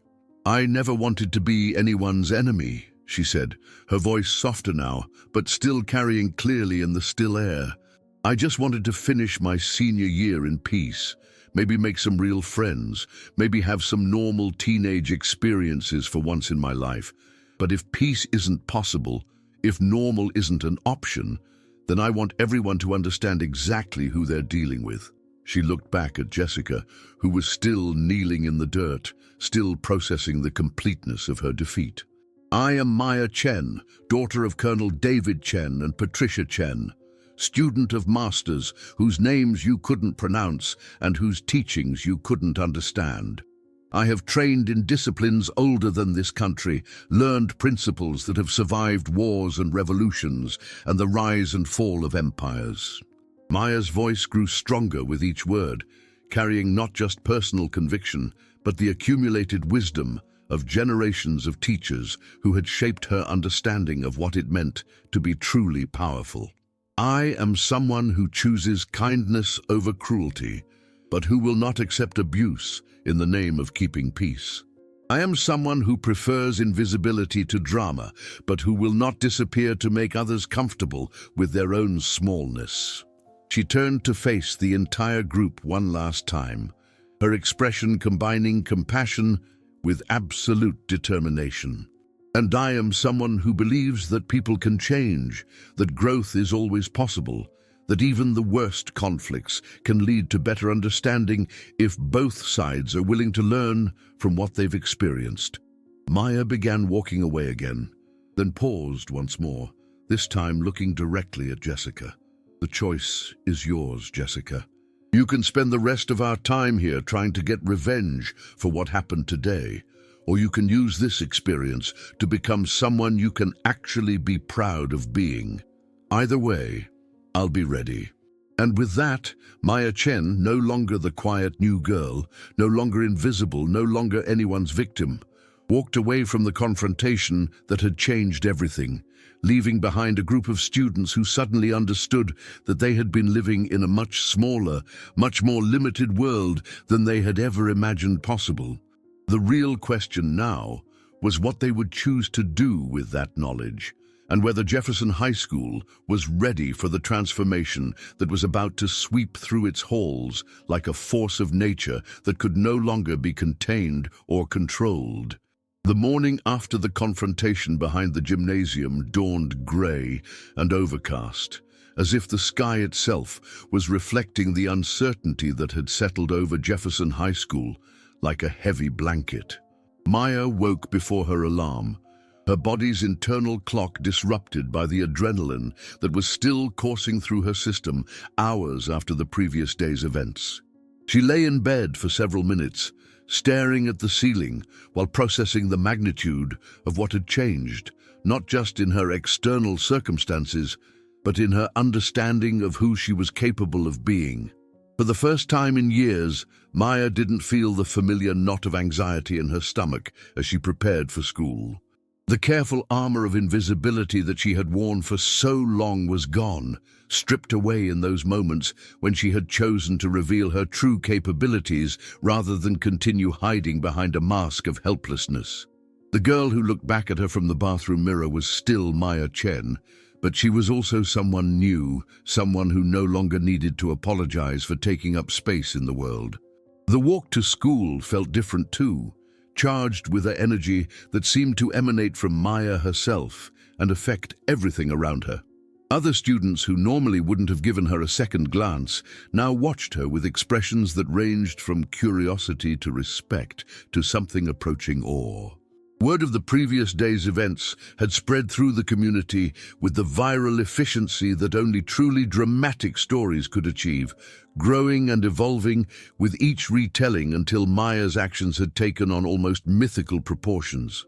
But it wasn't just the stairs that had changed. Maya could feel something fundamental shifting in the social ecosystem of Jefferson High, as if her refusal to accept the role of victim had created ripples that were affecting relationships and power dynamics throughout the entire school. Students who had previously accepted their positions in the established hierarchy were beginning to question whether those positions were as fixed as they had been led to believe.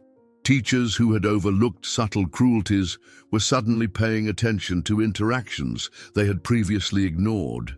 The entire community was being forced to confront questions about power and justice and the difference between authority and bullying that many of them had never seriously considered before.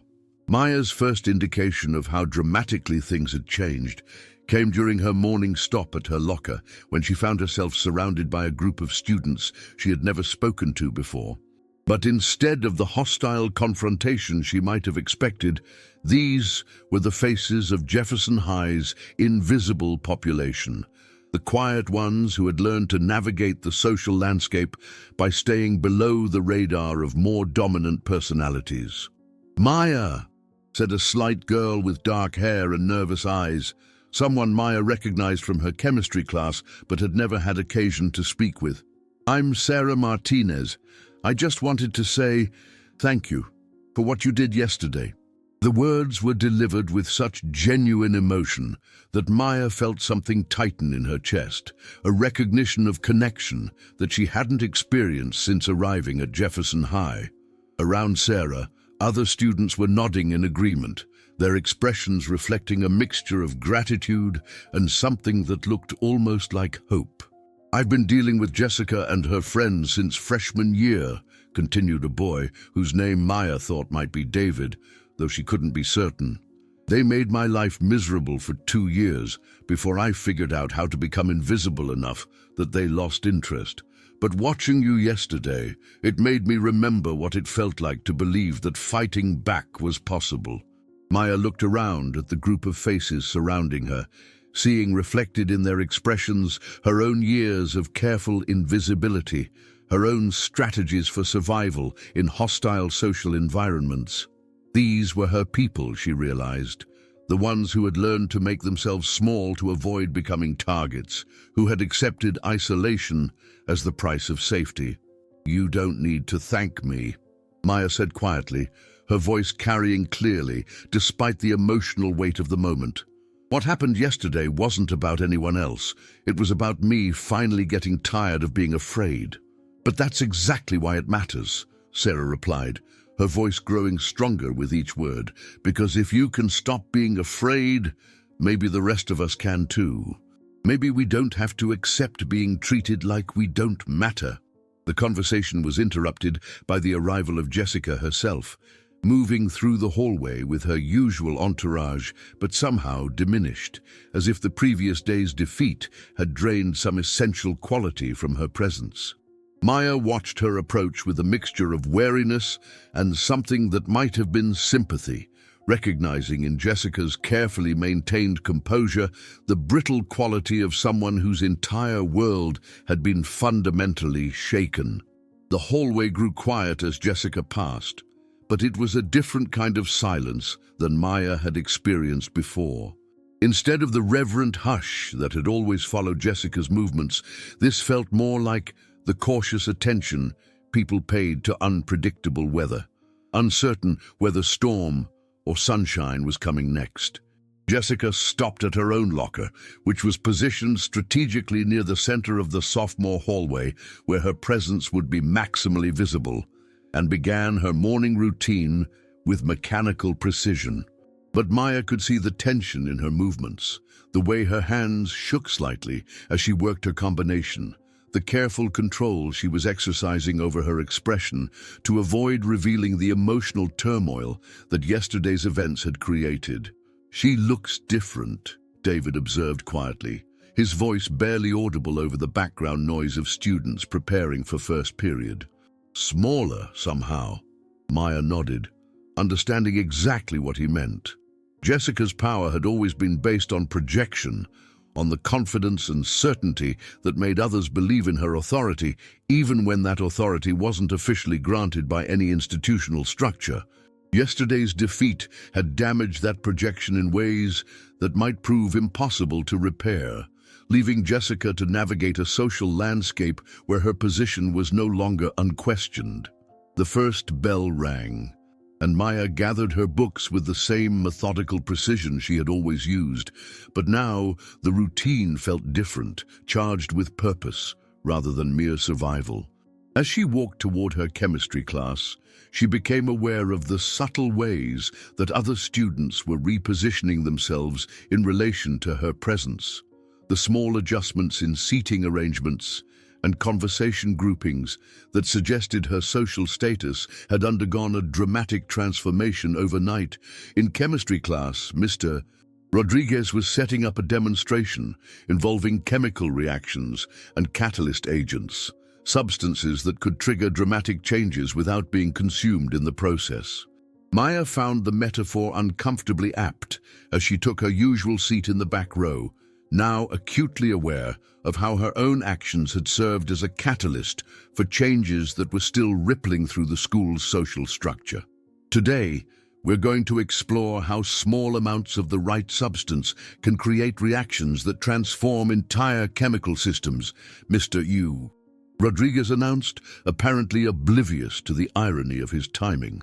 The fascinating thing about catalysts is that they don't just speed up reactions that would happen anyway, they make possible reactions that couldn't occur under normal circumstances.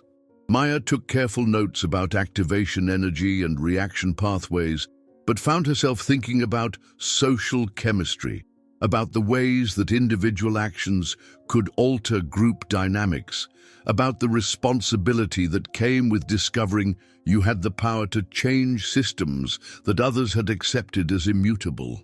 The real test of how much had changed came during lunch period, when Maya entered the cafeteria to find that the careful territorial boundaries that had defined the space for years had been fundamentally disrupted.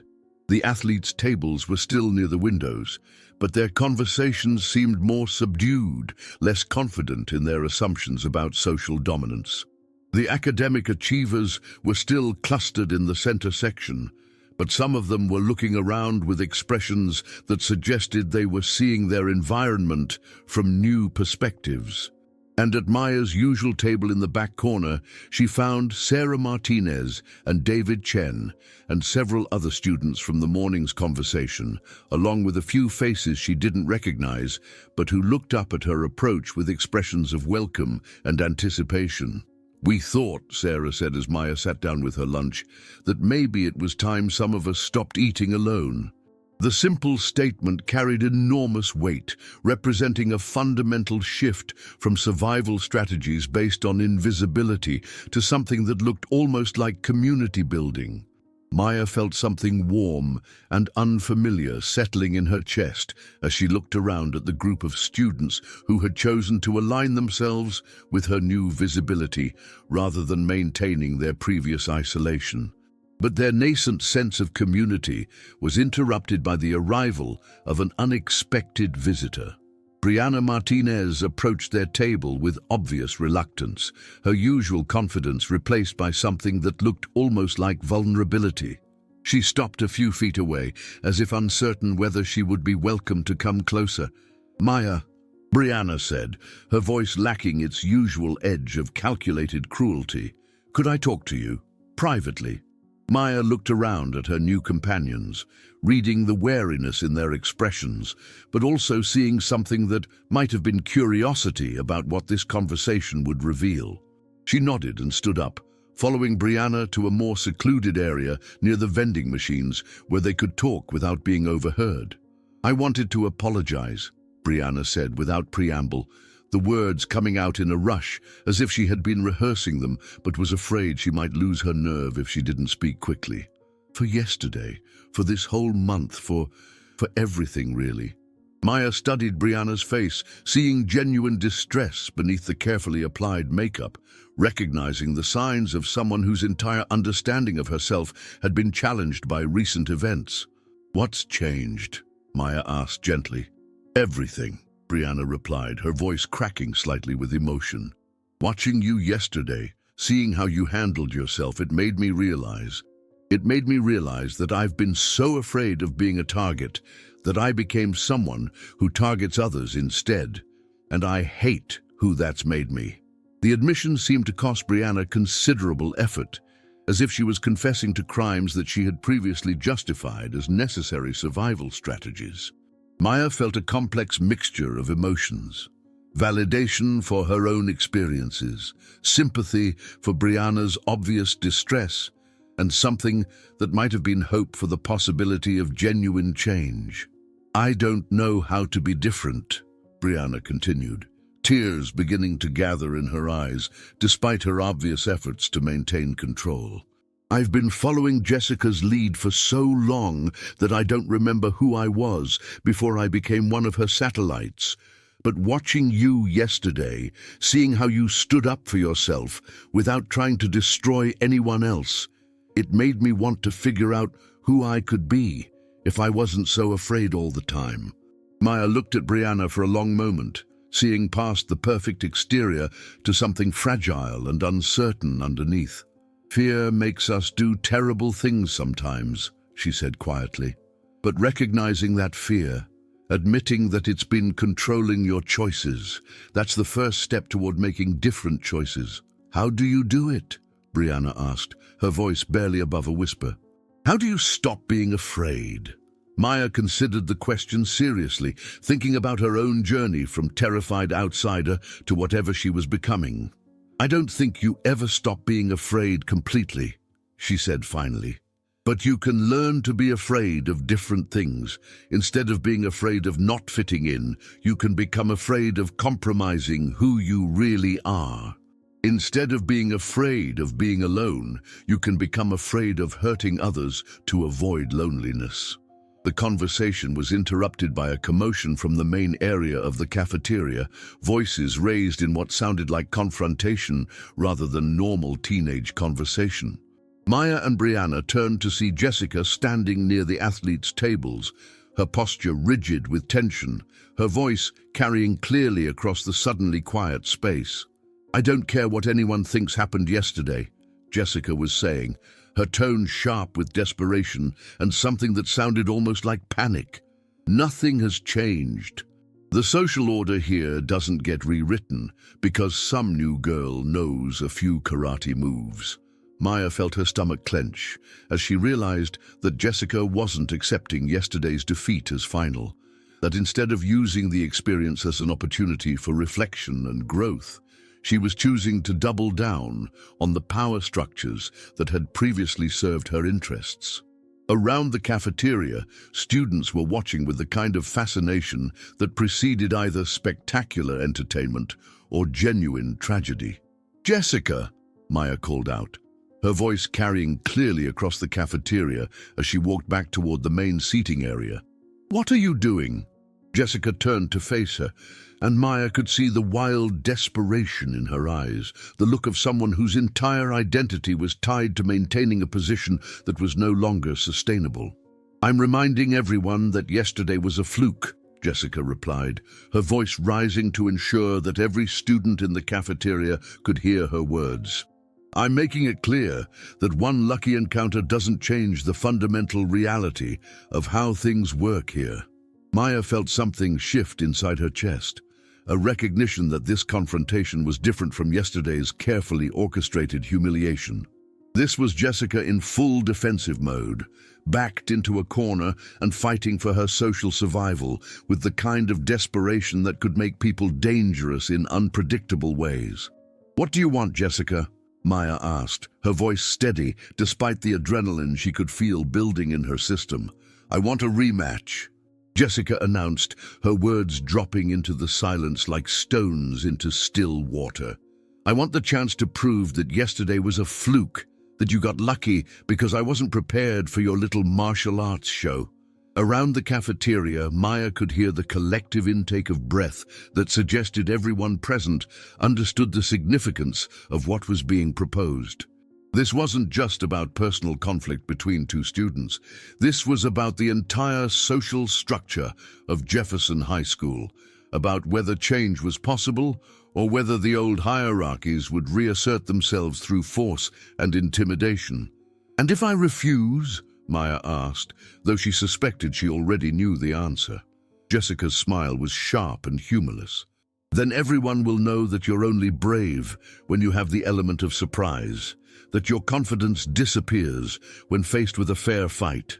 They'll know that yesterday was just theater, designed to make you look stronger than you really are. Maya looked around the cafeteria, taking in the sea of expectant faces, recognizing that this moment would define not just her own position at Jefferson High, but the possibilities for everyone who had been inspired by yesterday's demonstration that change was possible. She thought about the students who had gathered around her locker that morning, about Sarah and David and all the others who had begun to believe that they didn't have to accept mistreatment as the price of survival. When and where? Maya asked, her voice carrying a note of resignation that surprised even her. Right now, Jessica replied, her confidence seeming to grow with Maya's apparent acceptance. Right here, in front of everyone. No sneaking around behind buildings, no careful staging for maximum dramatic effect.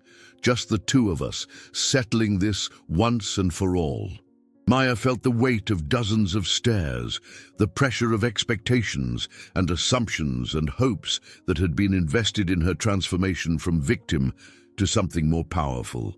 She thought about her various teachers and their lessons, about when to fight and when to withdraw, about the difference between necessary conflict and ego-driven violence, about the responsibility that came with possessing capabilities that others lacked. But most of all, she thought about the letter she had written to her father during study hall the previous day, about her mother's teachings regarding courage and the choices people made when fear tried to control their decisions. Maya realized that this wasn't really about Jessica at all. It was about what kind of person she wanted to become, what kind of community she wanted to help create, what kind of legacy she wanted to leave when her time at Jefferson High finally ended. "All right," Maya said, her voice carrying clearly across the silent cafeteria. "But not here, and not like this. If we're going to settle this, we're going to do it properly." She turned to address the entire cafeteria, her voice taking on the kind of authority that commanded attention from every corner of the room. "Anyone who wants to witness this can meet us in the main gymnasium after school today. Bring teachers, bring administrators, bring anyone who has an investment in how conflicts get resolved in this community." Maya looked back at Jessica, meeting her eyes directly. "Because this isn't just about us anymore, Jessica. This is about whether Jefferson High School is the kind of place where problems get solved through understanding and growth, or whether it's going to remain a place where power comes from the ability to hurt others." The challenge hung in the air like a gauntlet thrown down between armies, and Maya could feel the collective awareness that whatever happened in the gymnasium that afternoon would determine not just the outcome of her personal conflict with Jessica, but the direction of the entire school's social evolution. As the lunch period ended and students began dispersing to their afternoon classes, Maya found herself surrounded once again by the faces of those who had begun to see her as a symbol of the possibility for change. But now their expressions carried something new alongside the hope and admiration. A recognition that the transformation they all wanted would require more than a single dramatic gesture, that lasting change demanded the kind of sustained courage that could withstand repeated challenges and setbacks. "Are you sure about this?" Sarah asked quietly as they walked toward their afternoon classes. Maya considered the question seriously, thinking about all the ways the afternoon's confrontation could unfold, all the potential consequences of victory or defeat, or something more complex than either. "No," she admitted, "but I'm sure that running away isn't going to help anyone, and I'm sure that some fights are worth having even when you can't guarantee the outcome." As she entered her world history classroom, Maya found herself thinking about all the historical moments when individuals had been forced to choose between personal safety and standing up for principles that transcended their own immediate interests. She thought about revolutionaries and reformers, about people who had risked everything to challenge systems that others had accepted as unchangeable, about the kind of courage that was required to believe that a better world was possible, even when all the evidence suggested otherwise. The afternoon that followed passed with agonizing slowness, each class period feeling like an eternity as word of the impending confrontation spread throughout the school. Maya could feel the building tension like a physical pressure, could see it in the way conversations stopped when she entered rooms, in the way teachers seemed distracted and uncertain, in the way even students who had no direct investment in the conflict seemed affected by the knowledge that something significant was about to occur. When the final bell rang, Maya gathered her books with hands that were steadier than she had expected, her breathing controlled and her mind clear despite the magnitude of what awaited her. As she walked toward the main gymnasium, she was joined by a growing stream of students, teachers, and even some administrators who had apparently decided that this confrontation was too significant to ignore. The gymnasium was fuller than Maya had ever seen it, packed with representatives from every social group and academic level, all united by their curiosity about what would happen when two very different approaches to power finally faced each other in direct competition. Maya could see her father near the back of the crowd, his uniform marking him as clearly as any flag, his expression unreadable, but his presence somehow reassuring. At the center of the gymnasium floor, Jessica stood waiting with the kind of controlled tension that suggested she had spent the afternoon preparing both physically and mentally for this encounter. She had changed into athletic clothes that allowed for maximum mobility, and her hair was pulled back in a style that prioritized function over appearance. But most significantly, her expression had lost the desperate edge it had carried during lunch, replaced by something that looked almost like serenity.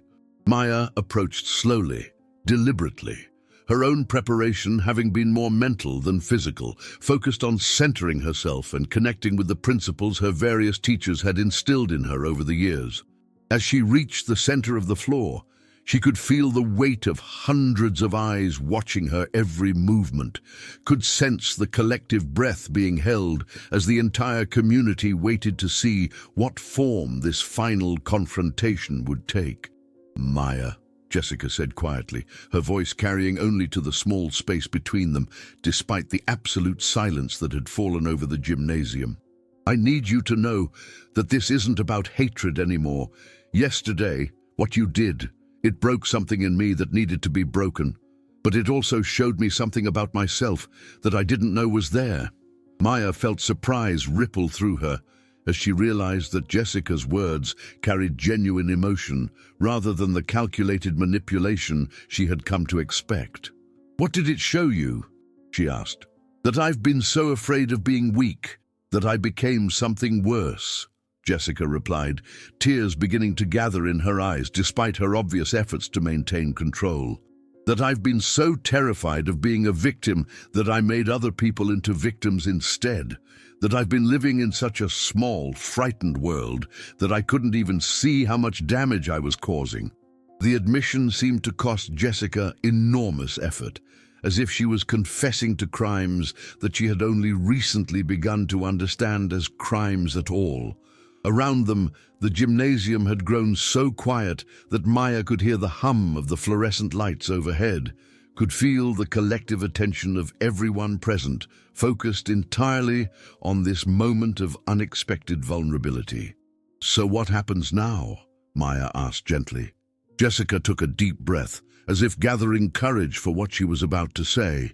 "Now I do something I should have done a long time ago." She turned to address the entire gymnasium, her voice carrying clearly to every corner of the vast space. "I want everyone here to know that Maya Chen is not my enemy. She never was. She was just a target I chose because I was too cowardly to face the real sources of my own fear and insecurity." The words dropped into the silence like stones into deep water, creating ripples that seemed to spread throughout the entire gathered community. Maya could see faces in the crowd reflecting shock, confusion, and something that might have been the beginning of understanding. "I want to apologize," Jessica continued, her voice growing stronger with each word. "Not just to Maya, but to everyone I've hurt over the past 4 years. To everyone I've made feel small so that I could feel big. To everyone I've excluded so that I could feel included. To everyone I've damaged in my desperate attempts to avoid facing my own weaknesses." Maya felt something profound shifting in the atmosphere of the gymnasium, as if Jessica's words were serving as a catalyst for reactions that had been building pressure for years. Around the space, she could see students beginning to look at each other with expressions that suggested they were seeing familiar faces from entirely new perspectives. But most of all, Jessica said, turning back to face Maya directly, "I want to apologize to you for trying to make you smaller so that I could feel larger, for seeing your differences as threats instead of gifts, for trying to force you into a box that was never designed to contain someone with your strength and wisdom and courage." Maya looked at Jessica for a long moment, seeing past the perfect exterior to something raw and genuine underneath. Recognizing the enormous courage it had taken to make such a public acknowledgement of personal failure. "What changed?" she asked quietly. Jessica smiled, the expression transforming her entire face. "You did. Yesterday, when you chose to show me mercy instead of simply defeating me, when you offered me the possibility of growth instead of just punishment, it made me realize that strength doesn't have to mean destroying others. That power can be used to build up instead of tear down." She paused, looking around at the sea of faces surrounding them. "And it made me realize that if I wanted to be someone I could actually respect, I needed to learn how to use whatever influence I have to help others become their best selves, instead of using it to keep them trapped in roles that serve my own insecurities." Maya felt tears gathering in her own eyes as she recognized the magnitude of what was happening, not just between her and Jessica, but throughout the entire community that had gathered to witness what they had expected to be a battle, but was turning into something more like a healing. "So there's not going to be a fight?" someone called out from the crowd, their voice carrying a note of disappointment that drew nervous laughter from several sections of the gymnasium. "Oh, there's definitely going to be a fight," Jessica replied, her voice carrying clearly throughout the space. "But it's not going to be between me and Maya. It's going to be between all of us and the parts of ourselves that choose cruelty over kindness, that choose power over people, that choose fear over the possibility of becoming something better." Maya felt something crystallize inside her chest, a recognition that this moment represented everything she had hoped for when she had first chosen to reveal her true capabilities, instead of continuing to hide behind a mask of helplessness. This wasn't just about individual transformation. It was about community evolution, about the possibility that an entire social ecosystem could choose growth over stagnation, healing over harm. "Maya," Jessica said, extending her hand in a gesture that somehow managed to be both simple and profound, "would you be willing to help me figure out how to be better? Would you be willing to teach me some of what your teachers taught you about strength and restraint and the difference between power and violence?" Maya looked at the offered hand, seeing in it not just the possibility of personal reconciliation, but the potential for something much larger and more significant. She thought about all her teachers and their lessons about the highest purposes of martial arts training, about the responsibility that came with possessing capabilities that others lacked, about the ways that individual choices could create ripples that changed entire communities. "Yes," Maya said simply, reaching out to grasp Jessica's hand in a gesture that somehow managed to encompass forgiveness, acceptance, and the promise of mutual growth. "I think we all have a lot to learn from each other." As their hands met, the gymnasium erupted in applause that seemed to come from a recognition that something significant had just occurred, something that transcended simple conflict resolution to touch on deeper questions about community, belonging, and the possibility for transformation that existed within every individual and every relationship. But for Maya, standing in the center of the gymnasium with Jessica's hand in hers and hundreds of faces reflecting hope and possibility, instead of the fear and hostility she had grown accustomed to seeing, the applause was secondary to something much more profound, the recognition that she had finally found a place where she could be completely herself, where her differences were seen as gifts rather than threats, where her strength could be used to build up rather than simply to defend against attack. The quiet new girl who had arrived at Jefferson High School 24 days earlier no longer existed, replaced by someone who understood that true invisibility came not from hiding your capabilities, but from being so secure in your own worth that you no longer needed external validation to know who you were. And the queen bee who had ruled through fear and intimidation was also gone, replaced by someone who was just beginning to discover what it might feel like to lead through inspiration and service rather than domination and control. As the crowd began to disperse and normal activities resumed, Maya found herself surrounded by students and teachers and administrators who wanted to thank her for her courage, to ask questions about her background and training, to explore the possibilities for the kind of community they might be able to build together. But most significantly, she found herself surrounded by people who saw her fully and completely, who understood that her story was still being written, and who wanted to be part of whatever came next. The transformation was complete, but Maya understood that completion was just another word for beginning, that the real work of building a better community would require the sustained effort of everyone who had been touched by what they had witnessed. As she walked out of the gymnasium and into the afternoon sunlight, Maya felt something she had never experienced before in any of the schools she had attended. The certainty that she was exactly where she belonged, exactly when she was supposed to be there, ready to help write the next chapter of a story that belonged not just to her, but to everyone who believed that change was possible and worth fighting for. 6 months later, on a warm spring morning that carried the promise of new beginnings in every blade of grass and blooming flower, Maya Chen stood at the podium in Jefferson High School's auditorium, looking out at an audience that would have been unimaginable to her just half a year earlier. The seats were filled with students, teachers, parents, and community members who had come to hear her deliver the valedictory address. But more than that, they had come to witness the culmination of a transformation that had rippled far beyond the walls of any single institution.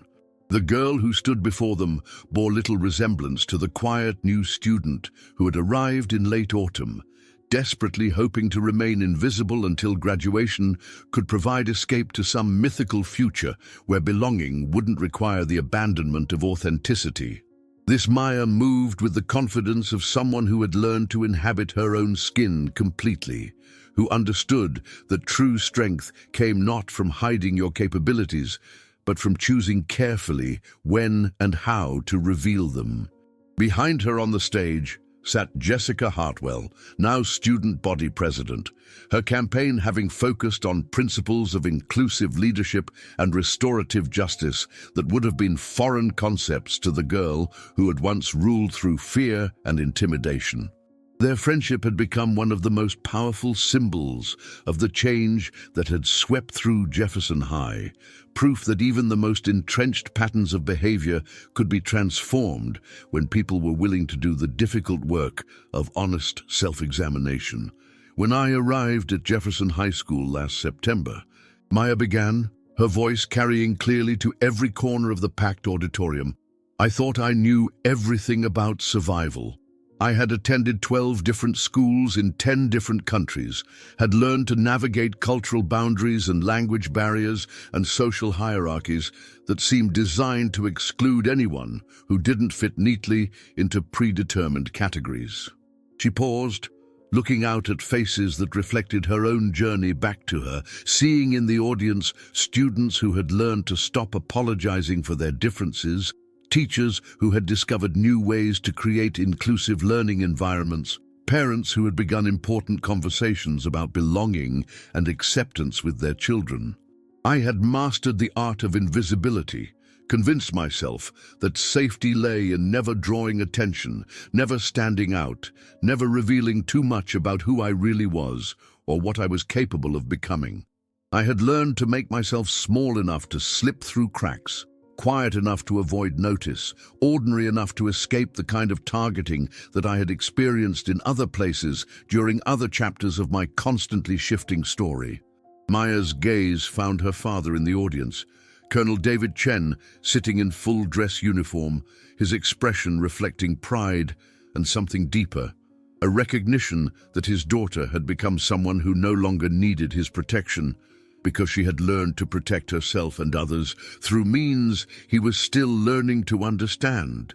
But what I discovered here, what this community taught me through the most challenging and transformative experience of my life, is that invisibility is not the same as safety, that hiding is not the same as healing, that surviving is not the same as thriving. I learned that the very qualities I had been taught to conceal, my differences, my experiences, my unconventional background and training, were actually my greatest strengths, gifts that this community needed and deserved to receive.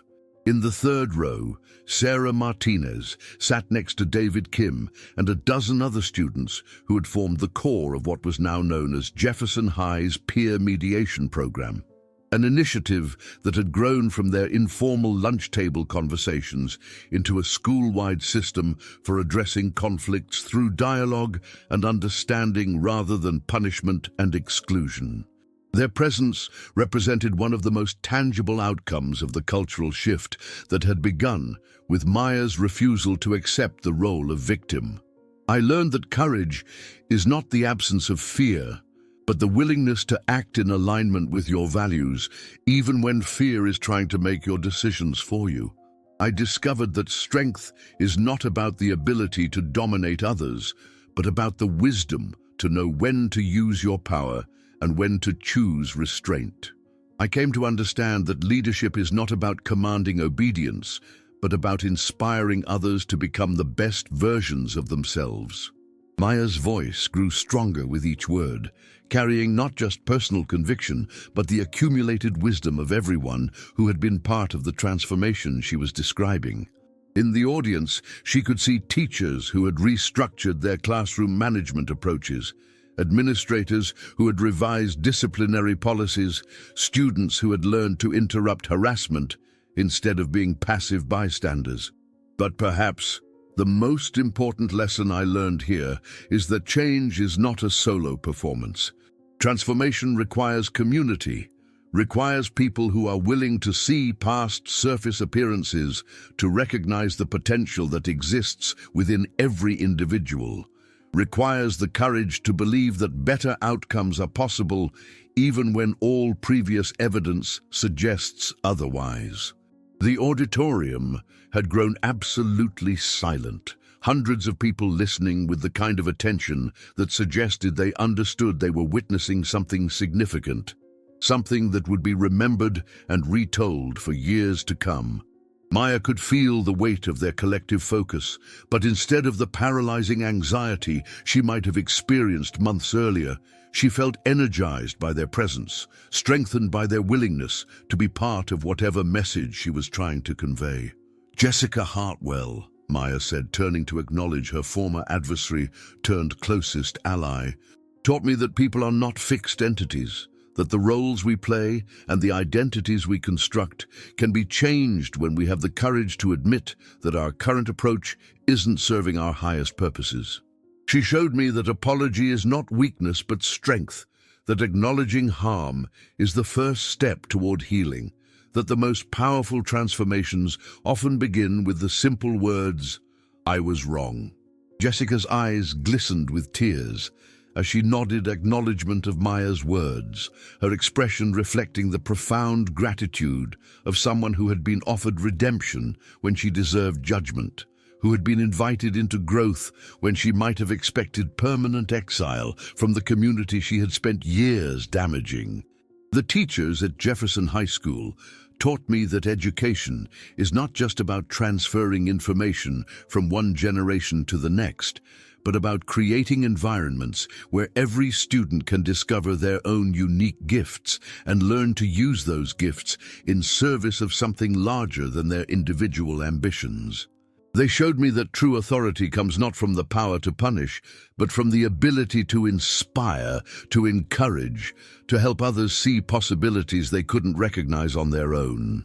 Maya's gaze swept across the faculty section, taking in faces that reflected their own journeys of professional and personal growth, teachers who had learned to see their classrooms as laboratories for social justice, who had discovered that academic achievement and character development were not separate goals, but interconnected aspects of the same fundamental purpose. The students here taught me that belonging is not something that can be granted or withheld by others, but something that emerges when you have the courage to show up authentically, to contribute your unique perspective to the collective wisdom of the community, to risk vulnerability in pursuit of genuine connection. They taught me that peer pressure can be redirected toward positive outcomes, that social influence can be used to build up rather than tear down, that the same energy that creates destructive hierarchies can be channeled into collaborative efforts that benefit everyone. In the audience, Maya could see the faces of students who had been part of every stage of the transformation she was describing. Those who had been bystanders learning to become upstanders, former bullies who had redirected their leadership abilities toward constructive purposes, targets who had discovered their own voices and learned to use them effectively. But this story, this transformation that we've all been part of, is not unique to Jefferson High School. It's not limited to this community or this particular group of people. The principles we've discovered here, the lessons we've learned about the power of authentic leadership and inclusive community building can be applied anywhere that people are willing to choose growth over stagnation, healing over harm, possibility over the limitations imposed by past patterns. Maya felt her voice taking on a different quality now, moving beyond personal narrative towards something that felt more like a call to action, an invitation for everyone present to consider how they might carry these lessons forward into their own spheres of influence. Every single person in this auditorium has the power to be a catalyst for positive change in their own communities. Every one of you has unique gifts and perspectives that your community needs, even if those gifts don't look like what has traditionally been valued or recognized. Every one of you has the ability to choose courage over comfort, to choose inclusion over exclusion, to choose the difficult work of building bridges rather than the easier path of building walls. She paused, looking out at the sea of faces that reflected every demographic and social group represented in the school, seeing in their expressions a mixture of inspiration and uncertainty that suggested they were beginning to understand the magnitude of what she was asking them to consider. The quiet ones among you, those who have learned to make yourselves small, who have accepted invisibility as the price of safety, who have convinced yourselves that your differences are liabilities rather than assets, I want you to know that your perspectives are needed. Your experiences, your insights, your unique ways of seeing and understanding the world are exactly what your communities are missing. The very qualities that make you feel like outsiders might be the keys to helping others feel like they belong. Maya's voice grew stronger with each word, carrying the authority of someone who had lived every aspect of the transformation she was describing. You don't have to wait for permission to contribute. You don't have to wait for someone else to create the space where you can be authentic. You don't have to wait for the perfect moment or the ideal circumstances or the guarantee that your efforts will be appreciated. You can start exactly where you are, with exactly what you have, by choosing to show up as your complete self and trusting that the right people will recognize and value what you bring. In the audience, she could see students sitting up straighter, parents leaning forward with increased attention, teachers nodding with expressions that suggested they were already thinking about how to apply these principles in their own classrooms and professional relationships. And those of you who have traditionally held positions of power and influence, whether through academic achievement, athletic success, social connections, or any other form of recognized status, you have a special responsibility and a unique opportunity. You can choose to use your influence to maintain systems that serve your immediate interests, or you can choose to use your platform to create more inclusive and equitable communities where everyone's gifts are recognized and valued. Maya's gaze found Jessica again, seeing in her expression the deep understanding that comes from having made exactly this choice, from having experienced both the temporary satisfaction of dominance and the lasting fulfillment of service. True leadership is not about commanding others to follow your vision, but about helping others discover their own visions and then finding ways to weave those individual dreams into collaborative efforts that serve the common good. The auditorium was so quiet now that Maya could hear the hum of the air conditioning system, could sense the collective breath being held as hundreds of people processed the implications of what she was saying for their own lives and relationships and communities. Change is not easy. Transformation requires the willingness to let go of familiar patterns, to risk the discomfort of uncertainty, to tolerate the awkwardness that comes with learning new ways of being in relationship with others. It requires the courage to admit when our current approaches aren't working, the humility to learn from people whose experiences are different from our own, the persistence to keep trying even when progress feels slow or setbacks feel overwhelming. Maya felt tears gathering in her own eyes as she thought about her own journey, about all the schools where she had chosen silence over advocacy, all the times she had prioritized her own safety over the possibility of helping others, all the opportunities for growth and connection she had missed because she was too afraid to risk rejection or failure. But the alternative to choosing change is accepting stagnation. The alternative to risking vulnerability is guaranteeing isolation. The alternative to doing the difficult work of building inclusive communities is continuing to live in environments where too many people feel like they don't belong, where too much human potential is wasted, where too many gifts go unrecognized and unshared. She paused, taking a deep breath and looking around the auditorium one more time, trying to memorize the faces and the moment, and the feeling of standing in front of a community that had chosen growth over comfort, healing over harm, possibility over the limitations imposed by fear and habit. So I want to leave you with a challenge and a promise. The challenge is this: find someone in your community who feels invisible, who has learned to make themselves small, who believes that their differences are problems to be hidden rather than gifts to be shared. Find that person and help them discover that they belong, that their perspective matters, that their contributions are needed and valued. Help them understand that their story is not finished, that transformation is always possible, that community can be a source of strength rather than a source of fear. Maya's voice grew softer now, more intimate, as if she was speaking directly to each individual listener rather than addressing a large group. And the promise is this: when you choose to use your gifts in service of helping others discover and develop their own gifts, when you choose to build bridges instead of walls, when you choose to lead through inspiration rather than intimidation, you will discover parts of yourself that you never knew existed. You will find strengths you didn't know you had, wisdom you didn't know you possessed, connections you didn't know were possible. She looked directly at Jessica, then at Sarah, then at her father, then at faces throughout the audience that represented every stage of the journey she had traveled since arriving at Jefferson High School as a frightened, isolated teenager determined to remain invisible until graduation could provide escape.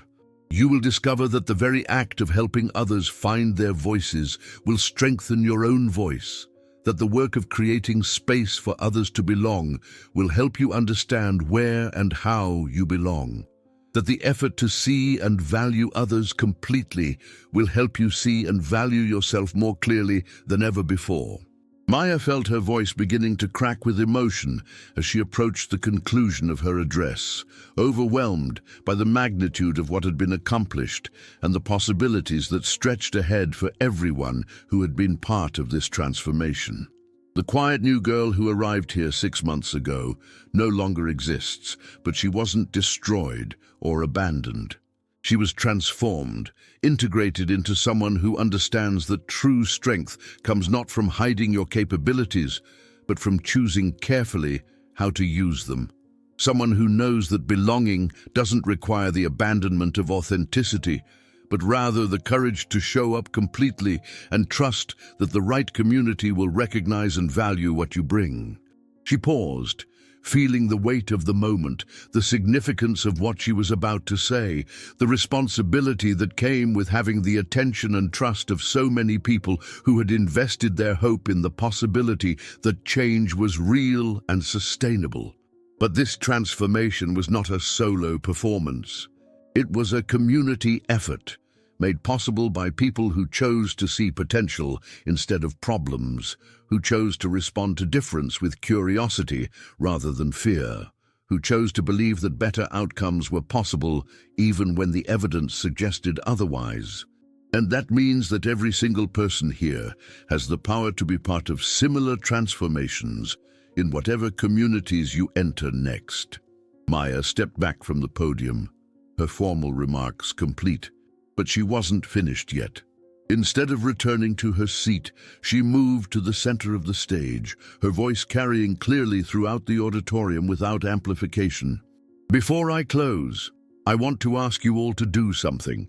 I want you to look around this auditorium, really look at the people sitting near you, and I want you to understand that each of those people has a story, has struggles, has dreams and fears and hopes that are just as real and important as your own. I want you to recognize that community is not something that happens to you, but something that you create through your choices, through your willingness to see others completely, through your commitment to helping everyone find their place and their voice. The auditorium rustled with movement as people followed her instructions, turning to look at neighbors and classmates and family members with the kind of attention that she was requesting, seeing familiar faces with new awareness of their complexity and humanity. And I want you to make a commitment right now, in this moment, to be the kind of person who makes others feel seen, valued, and heard.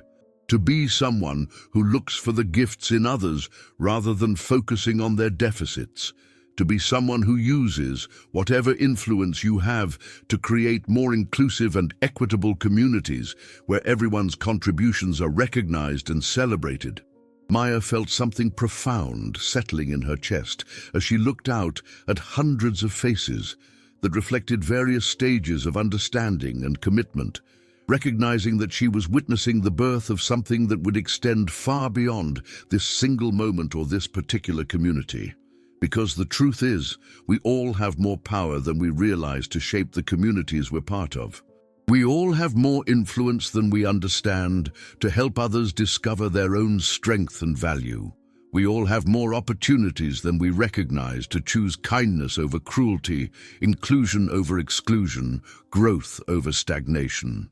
She paused one final time, feeling the weight of everything that had led to this moment, everything that had been learned and shared and transformed through the collective effort of people who had chosen to believe that change was possible. So, go out there and find your voice. Go out there and help others find theirs. Go out there and build the kind of communities where everyone belongs, where everyone's gifts are valued, where everyone's story matters. Go out there and prove that transformation is not just possible but inevitable when people have the courage to choose love over fear, growth over comfort, possibility over the limitations imposed by past patterns. Maya smiled, the expression encompassing everything she had learned about the difference between hiding and healing, between surviving and thriving, between accepting the world as it is and working to create the world as it could be. The quiet new girl taught me something important. Sometimes the most powerful thing you can do is refuse to stay quiet when your voice is needed.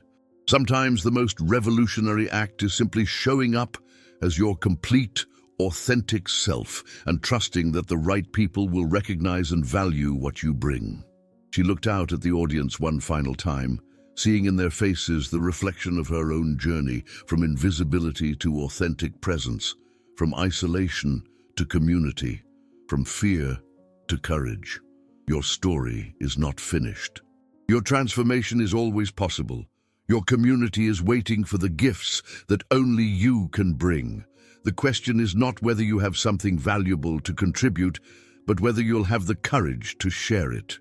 Maya stepped back, her valedictory address complete, as the auditorium erupted in applause that seemed to come not just from appreciation for her words, but from recognition of the truth they contained, from understanding that they had all been part of something significant, something that would continue to ripple outward long after this moment had passed into memory. As she returned to her seat, Maya felt something she had never experienced before in any of the communities she had been part of. The absolute certainty that she had found her place, not by making herself smaller or different or more acceptable, but by choosing to show up completely and trusting that the right community would recognize and value exactly who she was. The quiet new girl was gone, but she hadn't been destroyed. She had been transformed into someone who understood that true belonging comes not from hiding your differences, but from sharing your gifts, not from avoiding conflict, but from engaging it constructively, not from seeking safety in invisibility, but from finding strength in authentic community. And as the applause continued and the audience began to rise to their feet in recognition of something that transcended a simple graduation speech, Maya Chen knew that this ending was actually a beginning, that the real work of building inclusive communities was just starting, that the lessons learned at Jefferson High School were seeds that would grow into forests of change in whatever communities she and her classmates entered next. The transformation was complete, but completion was just another word for commencement, for the beginning of whatever came next. When people who had learned to see each other completely decided to build a world where everyone could belong. And in that moment, surrounded by the applause of a community that had chosen growth over stagnation, healing over harm, possibility over fear, Maya Chen finally understood what her mother had meant all those years ago, when she said that strength was not about never being afraid, but about what you chose to do when fear tried to make your decisions for you. She had chosen courage.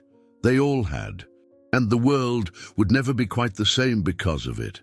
If this story touched something deep inside you, if it reminded you of your own battles with belonging and authenticity, if it helped you remember that your differences are gifts rather than burdens, then your response matters more than you know. And someone in your community right now feels invisible, believes their voice doesn't matter, has convinced themselves that fitting in requires giving up who they really are.